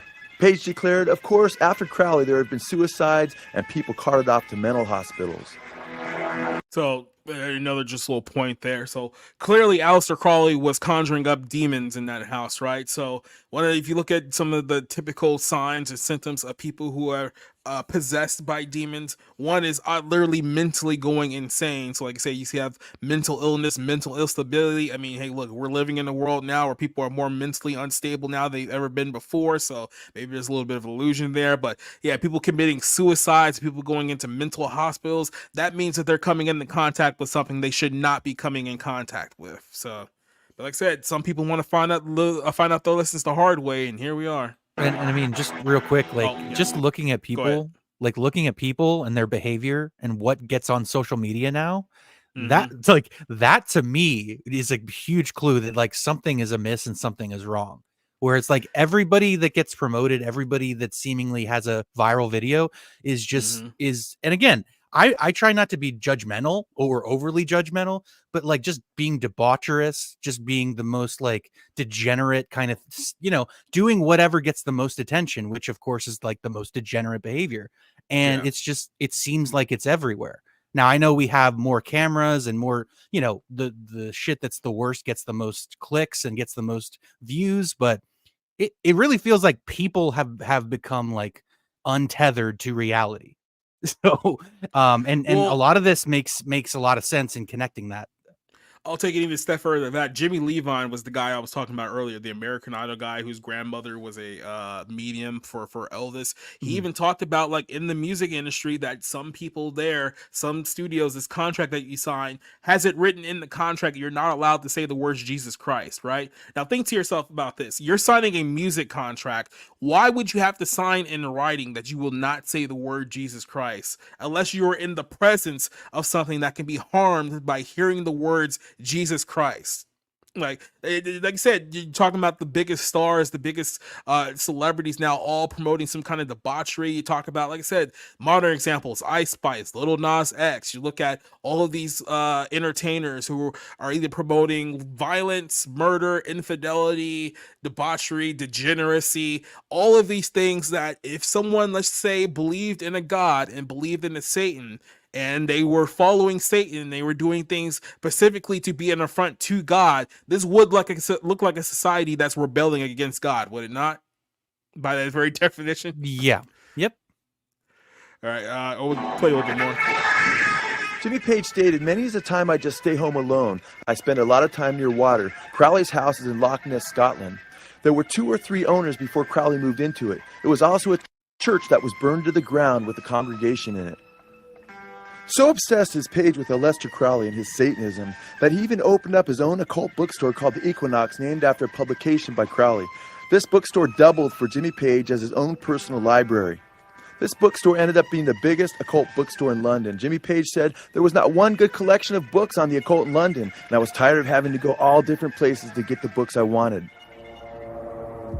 Here we see an advertisement for Jimmy Page's soundtrack that he did for Satanist Kenneth Anger's film promoting Satanism called Lucifer Rising. Kenneth Anger ended up turning down Page's soundtrack, calling it too somber and morbid even for him as a Satanist. As we've seen earlier in this presentation, that he ended up going with Manson family murderer Bobby Beausoleil instead. On the cover of the CD jacket, we see Jimmy Page, the sorcerer's apprentice, gazing admiringly at Satanist Aleister Crowley. The music you hear in the background is actually from the CD under discussion. In Crowley's book Magic, he describes the setting for the Satanic Temple. Crowley calls for the sorcerer to use a pillar or obelisk with countercharges in black and white. This obelisk represents the power of Satan. By the way, I mean, when you look at color schemes of black and white, I mentioned it earlier, that's a reference to Freemasonry as well. Well, there's also, if you look deeper into Freemasonry, there's a lot of Satan worship involved in that too. But not only that, but you look at obelisk, notice how there's a lot of companies and entities around the world right now that all revolve around a black stone. Yep. There's black rock, literal black stones. If you look at Mecca, the overwhelming majority of Muslims literally worship and venerate a black stone. There's a reason for that. It all is all connected to one thing. So Led Zeppelin used an obelisk for the cover of their album Presence. Page said it was suggested that they call the album Obelisk, but that, quote, "To me, it was more important what was behind the obelisk." Throughout the artwork of the album, this obelisk is seen in various settings. Here we see a school teacher transferring the power of the presence of Satan behind the obelisk into a student. Led Zeppelin started their own record label called Swan Song. The label depicts the sun god Apollo, the so-called god of music, which takes the appearance of a fallen angel when revolving on a turntable. And what is the meaning of Swan Song? Robert Plant admitted, quote, "The name Led Zeppelin means a failure, and Swan Song means a last gasp, so why not name our record label that?" The Bible speaks of the fall of Satan, the fallen angel, and associates his fall with deception and music. Crowley also refers to the divine swan in his writings, and he writes, "And the wild swan sings, and my heart sings." Satan. So, like I said, there's so much beat on here, but like I said, it's a 3-hour documentary. There's only so much that we could show in a small time frame here, but you get the idea. And like I said, this is only a very, very small portion of a much, much bigger picture. So when you listen to these people talk and you listen to what they represent, who they idolize, what they say out of their own mouths, someone who's in the outside looking in, who's not paying attention to any of this, it's very easy for them to sit there and say that when people are spotting literal satanic and demonic figures and influence in these people's music, and they point it out, it's very easy for them to say, "Oh, it's just art, bro. Oh, it's just a song. This is just art." Like, it's very easy for people who are on the outside looking in to just completely dismiss the things that are going on here. It's like, "Oh, they're just doing this to get a rise out of you. They don't actually mean any of this stuff." From what those guys were saying, especially Jimmy Page and the people involved with Led Zeppelin, did it seem like that they were taking all of this as a joke? That did it seem like it was just art to them, or did it seem like they were actually truly into what they were professing here? And I think that if that's just Led Zeppelin, who's one of many examples that we've seen out of Hollywood, especially in the music industry, then is it completely out of the realm of possibility to say that there are many, many artists out there who also are following the exact same line of thinking and doing the exact same line of output when it comes to the demonic, when it comes to Crowley's teachings, Luciferian teachings, in music in culture today? Is it that far out of the realm to say that maybe this isn't one big joke, that maybe this isn't one big raw?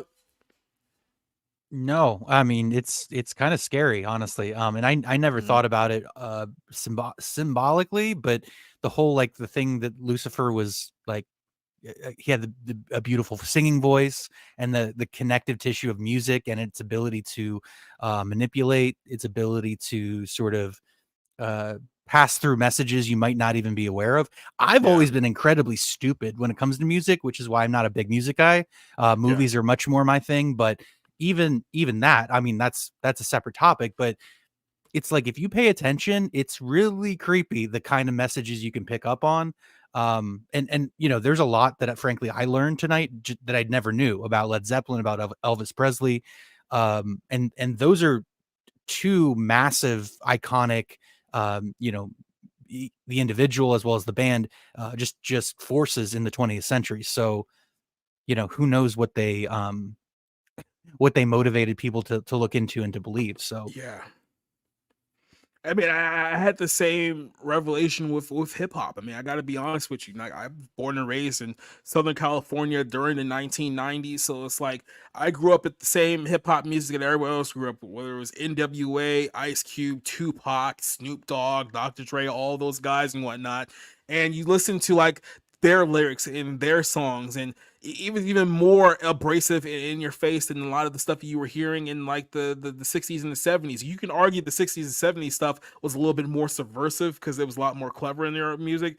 Here in gangster rap, we're literally talking about killing people and murdering people and having sex with a whole bunch of like women. Like he's even going like full bore now. And that was the music in the 90s. Now look, fast forward 30 years later, what hip hop is now, it's even more in your face than the stuff that we were producing like back then. And what I always look at this is that, there's a verse in the Bible, I can't remember off the top of my head, but it's basically a parable saying that, a good tree bears good fruit, a bad tree bears bad fruit, which means that it's very easy to see who's really in line with good and who's really in line with evil. Because if anything, everything that they produce is essentially dark and demonic and uneasy, where you're not really sure. It's like there's no light in that person. Which the flip side, you can tell if someone's following the righteous path and the right path. You'll see a lot of fruit in their lives that actually shows that this person is one with the truth rather than one with the lies. And when you just look at the music industry, like I said, you look around, you're seeing, all of these hand symbols, and you're seeing all of these, occult symbols, and you're thinking to yourself, why is it that everyone's wearing red? Why are all the women wearing red? Why is everyone wearing black and white checkers? Why is everyone worshiping a stone? Why is there so much demonic imagery in music? Why is everyone hanging with the satanic witch who's literally worshiping Satan? Why is she's in everyone's pictures? Like, you start putting all these things together, you have to come to the conclusion, I think some of these people, if not the overwhelming majority of them, are simply evil. And I don't think it's a conspiracy theory to really point that out. Arlene here real quick says here, if you dig into the description of the Bible, Lucifer was not only bejeweled, but had lovely musical instruments. That's another theory a lot of people have too, that Lucifer was in charge of the music in heaven, which would make sense that in a fallen world he would be in control of the music here on earth. And there's probably a reason why a lot of the music here on earth is influenced to, I guess, honor and worship Satan, because I mean, like I said, Satan wants to be just like God. So if he was making music in heaven for God, now he has people making music directly for him. So I don't, like I said, all of these things pulled together a lot.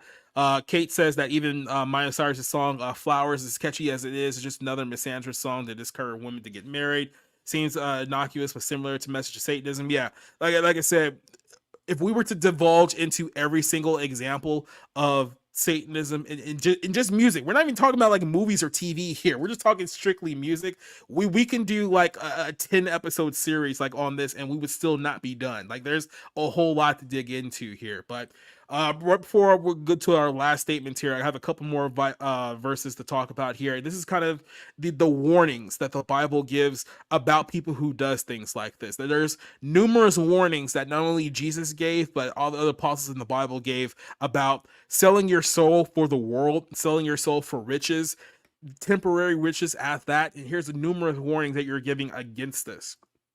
Let's start here at 1 John chapter 2, verses 15 through 17. I've read this before. I've had a series dedicated to this. Do not love the world. What does it say here? Do not love the world or the things that are of the world, for anyone loves the world, the love of the Father is not in him. For that is in the world, the lust of the flesh, the lust of the eyes, and the pride of life, which is literally the three things that Satan tempted Jesus with and failed, is not of the Father, but of the world. And the world is passing away and the lust of it. But he who does the will of the Father will abide forever. We've talked about this before. What is the will of the Father? The will of the Father is to believe the Son, believe in Jesus Christ. That's the will of the Father. But even Jesus has had numerous passages warning against a man selling his soul for riches. Here it goes here. This is Matthew 16, 26 through 27. Jesus talking. For what does it profit a man if he gains the whole world but loses his soul? Or what will a man give in exchange for his soul? For the Son of Man will come in the glory of his Father and his angels, and he will reward, and then he will reward each according to his works. So asking the question, what is even the point of selling your soul if you're going to lose everything? Like I said, it's a short-term game, very short-term game compared to eternity, and then you lose your soul. What is worth that? Why would you even do that? But a lot of people just don't think. Here's another parable here. Jesus said to his disciples, this is Matthew 19, 23 through 24. Then he said to his disciples, I say unto you that it is hard for a rich man to enter the kingdom of heaven. And I say unto you, it is easier for a camel to go through the eye of a needle than a rich man to enter the kingdom of God. Why is that? Because if you value money more than God, then guess what? That's not going to endure you to the kingdom of heaven. You've made a decision that you're going to sell your soul for money and quite literally be an enemy of God. And if that's the case, it's almost impossible for a rich man. That doesn't say that all rich people are going to hell. That's not what it's saying here. What it's saying there is that it's difficult for a rich man to get into heaven for that very reason. Once again, Jesus is saying, don't lay up yourself treasures here on earth. This is Matthew 6 here, another warning. Do not lay up for yourself treasures on earth where moth and the rust destroy, where thieves break in and steal, but lay unto yourself treasures in heaven where neither moth or rust destroys, for where thieves do not break in and steal. There's a lot of stealing going on right now. I'm not sure if you noticed this, but where your treasure is, your heart will be also. So what he's saying is, if you focus on the treasures in heaven rather than the treasures of the world, which are temporary, which will rot, which will go away, because guess what? Everyone's going to die one day, and when you die, somebody else is going to take all your stuff. Someone else is going to buy your cars. They're going to buy your house. All your money is going to go to some shady organization, and you're going to be left with nothing but eternal torment. That's what it says. Don't sell yourself for temporary things. And lastly, I'm going to go ahead and sign off here with a couple of Psalms. This is people talking about people who put their trust in wealth. Psalms 49 here says, those who trust in their wealth and boast in the magnitude of their riches, none of them can by any means redeem his brother, nor give God a ransom for him, which means that your money is worthless in the eyes of God. And Psalms 52 here, this is 5 through 7. God shall likewise destroy you forever. He shall take you away, pluck you out of your dwelling place, and uproot you from the land of the living. The righteous shall see and fear, and shall laugh at him, saying, here's the man who did not make God his strength, but trusted in his abundance of his riches, and strengthened himself in wickedness. I think virtually everyone who we talked about in the portion of this documentary here fits that bill to a T. These are all people who all they cared about was the money, all they cared about was the things. They did not care about their soul. They did not care about their eternal destination. They made their choice, and if you look at the realms of history, it was the wrong choice. So and that's all I have here. Like I said, we could have went on this for hours, but like I said, there's just way too much to go off of here. So go watch that Good Faith documentary. There's a free 3-hour version that pretty much goes through a lot of the music that we grew up with in the 70s, 60s, even a little bit in the 90s as well.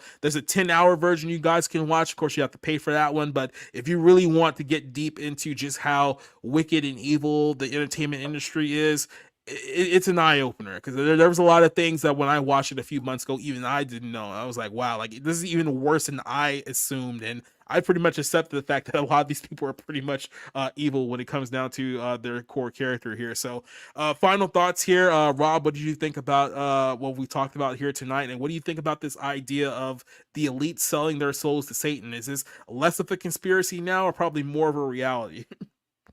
Well, I just want to say real quick, the passage you were talking about, I think it's by their fruits you will know them, which is one of my absolute favorite passages in, I think it's in the New Testament.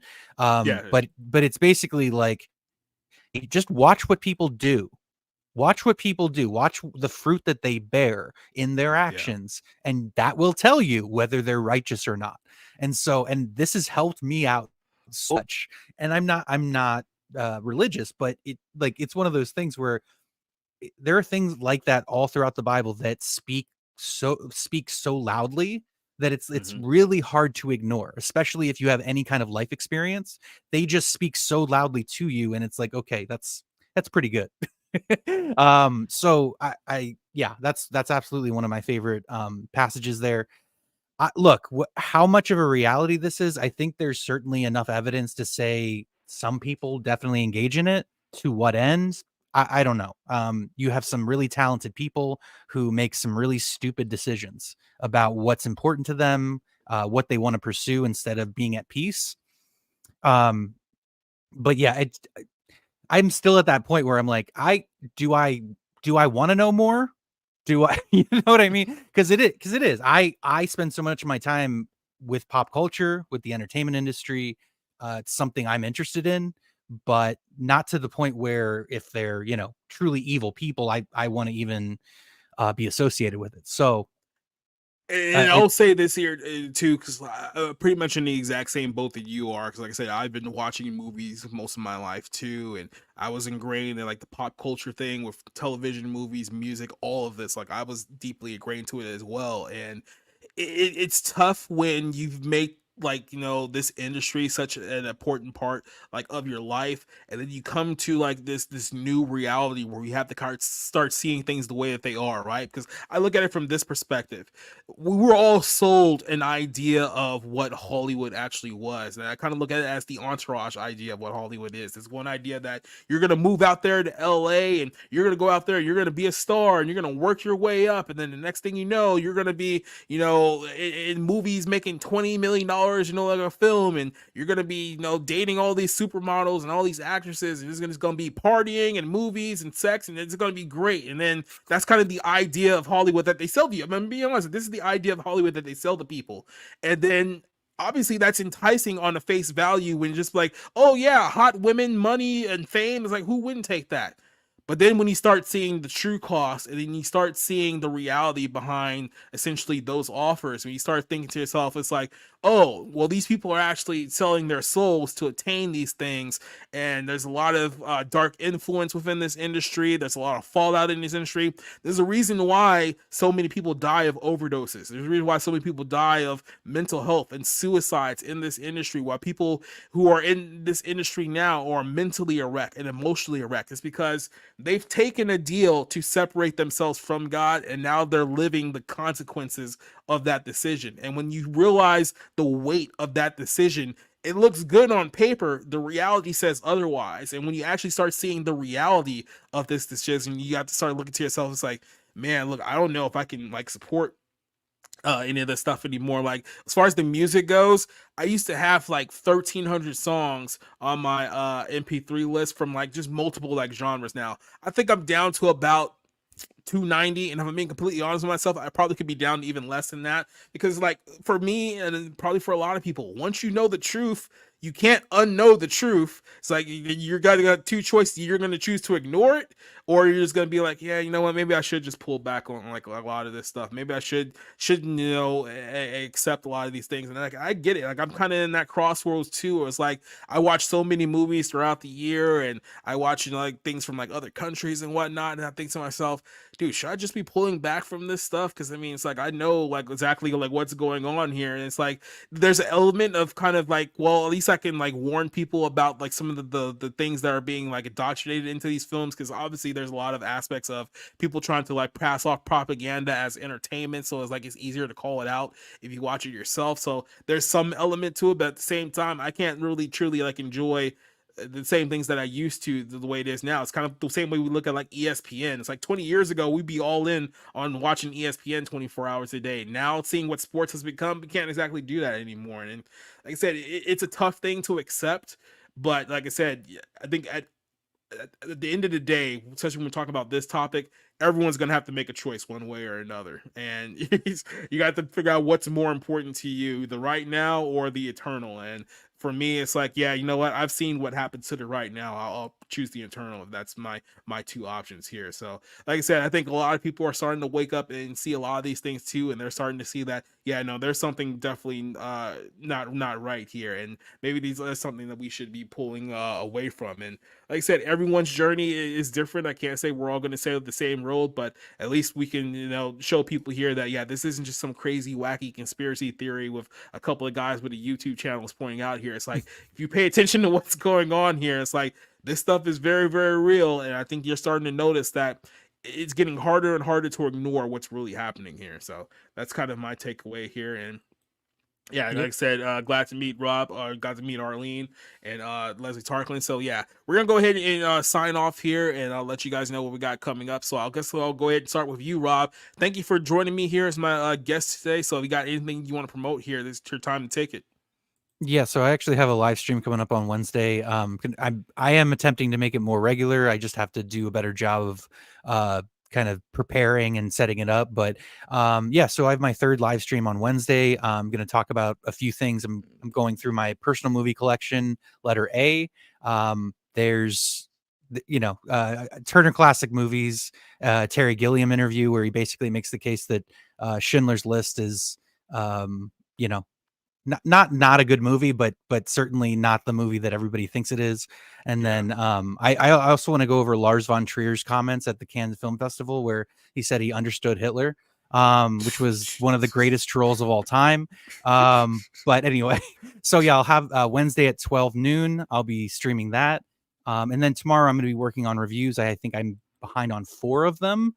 And then Wednesday after my live stream, I'm going to go see Madam Web. So I'll review that as well. And then we'll review it together on Friday on Jacob's movie review show. So looking forward to that.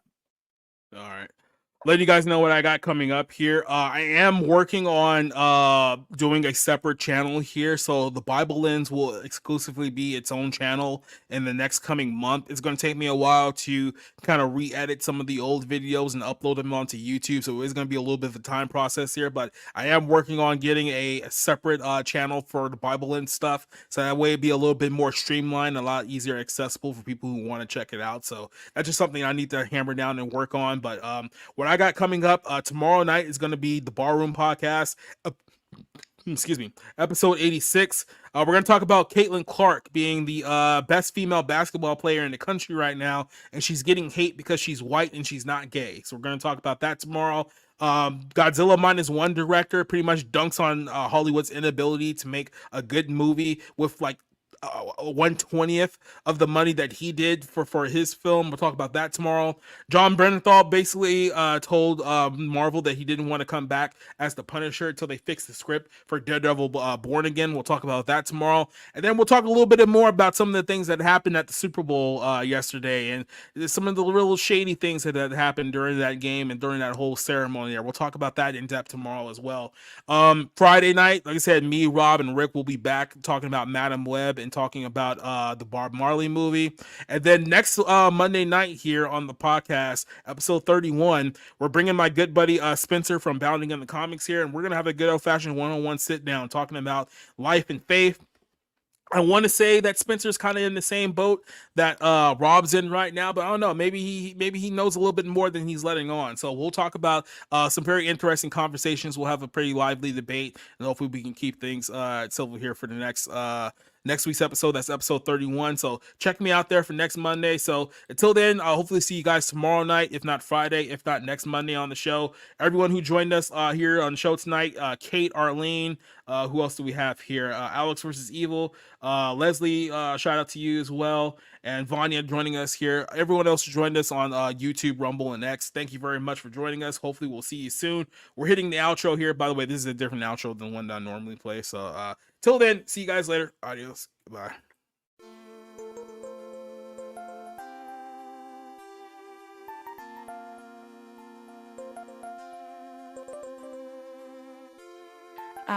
Once I turned to Jesus and I realized how he had changed my outlook on life, not just softball, but understanding how much I have to live for, and that's living to exemplify the kingdom. And I think that brings so much freedom.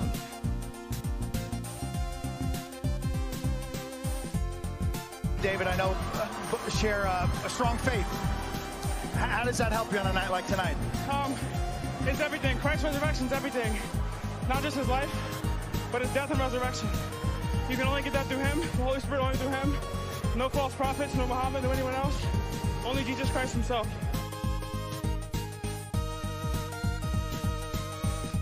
Let me tell you one more thing. This might be the most important thing you'll ever hear.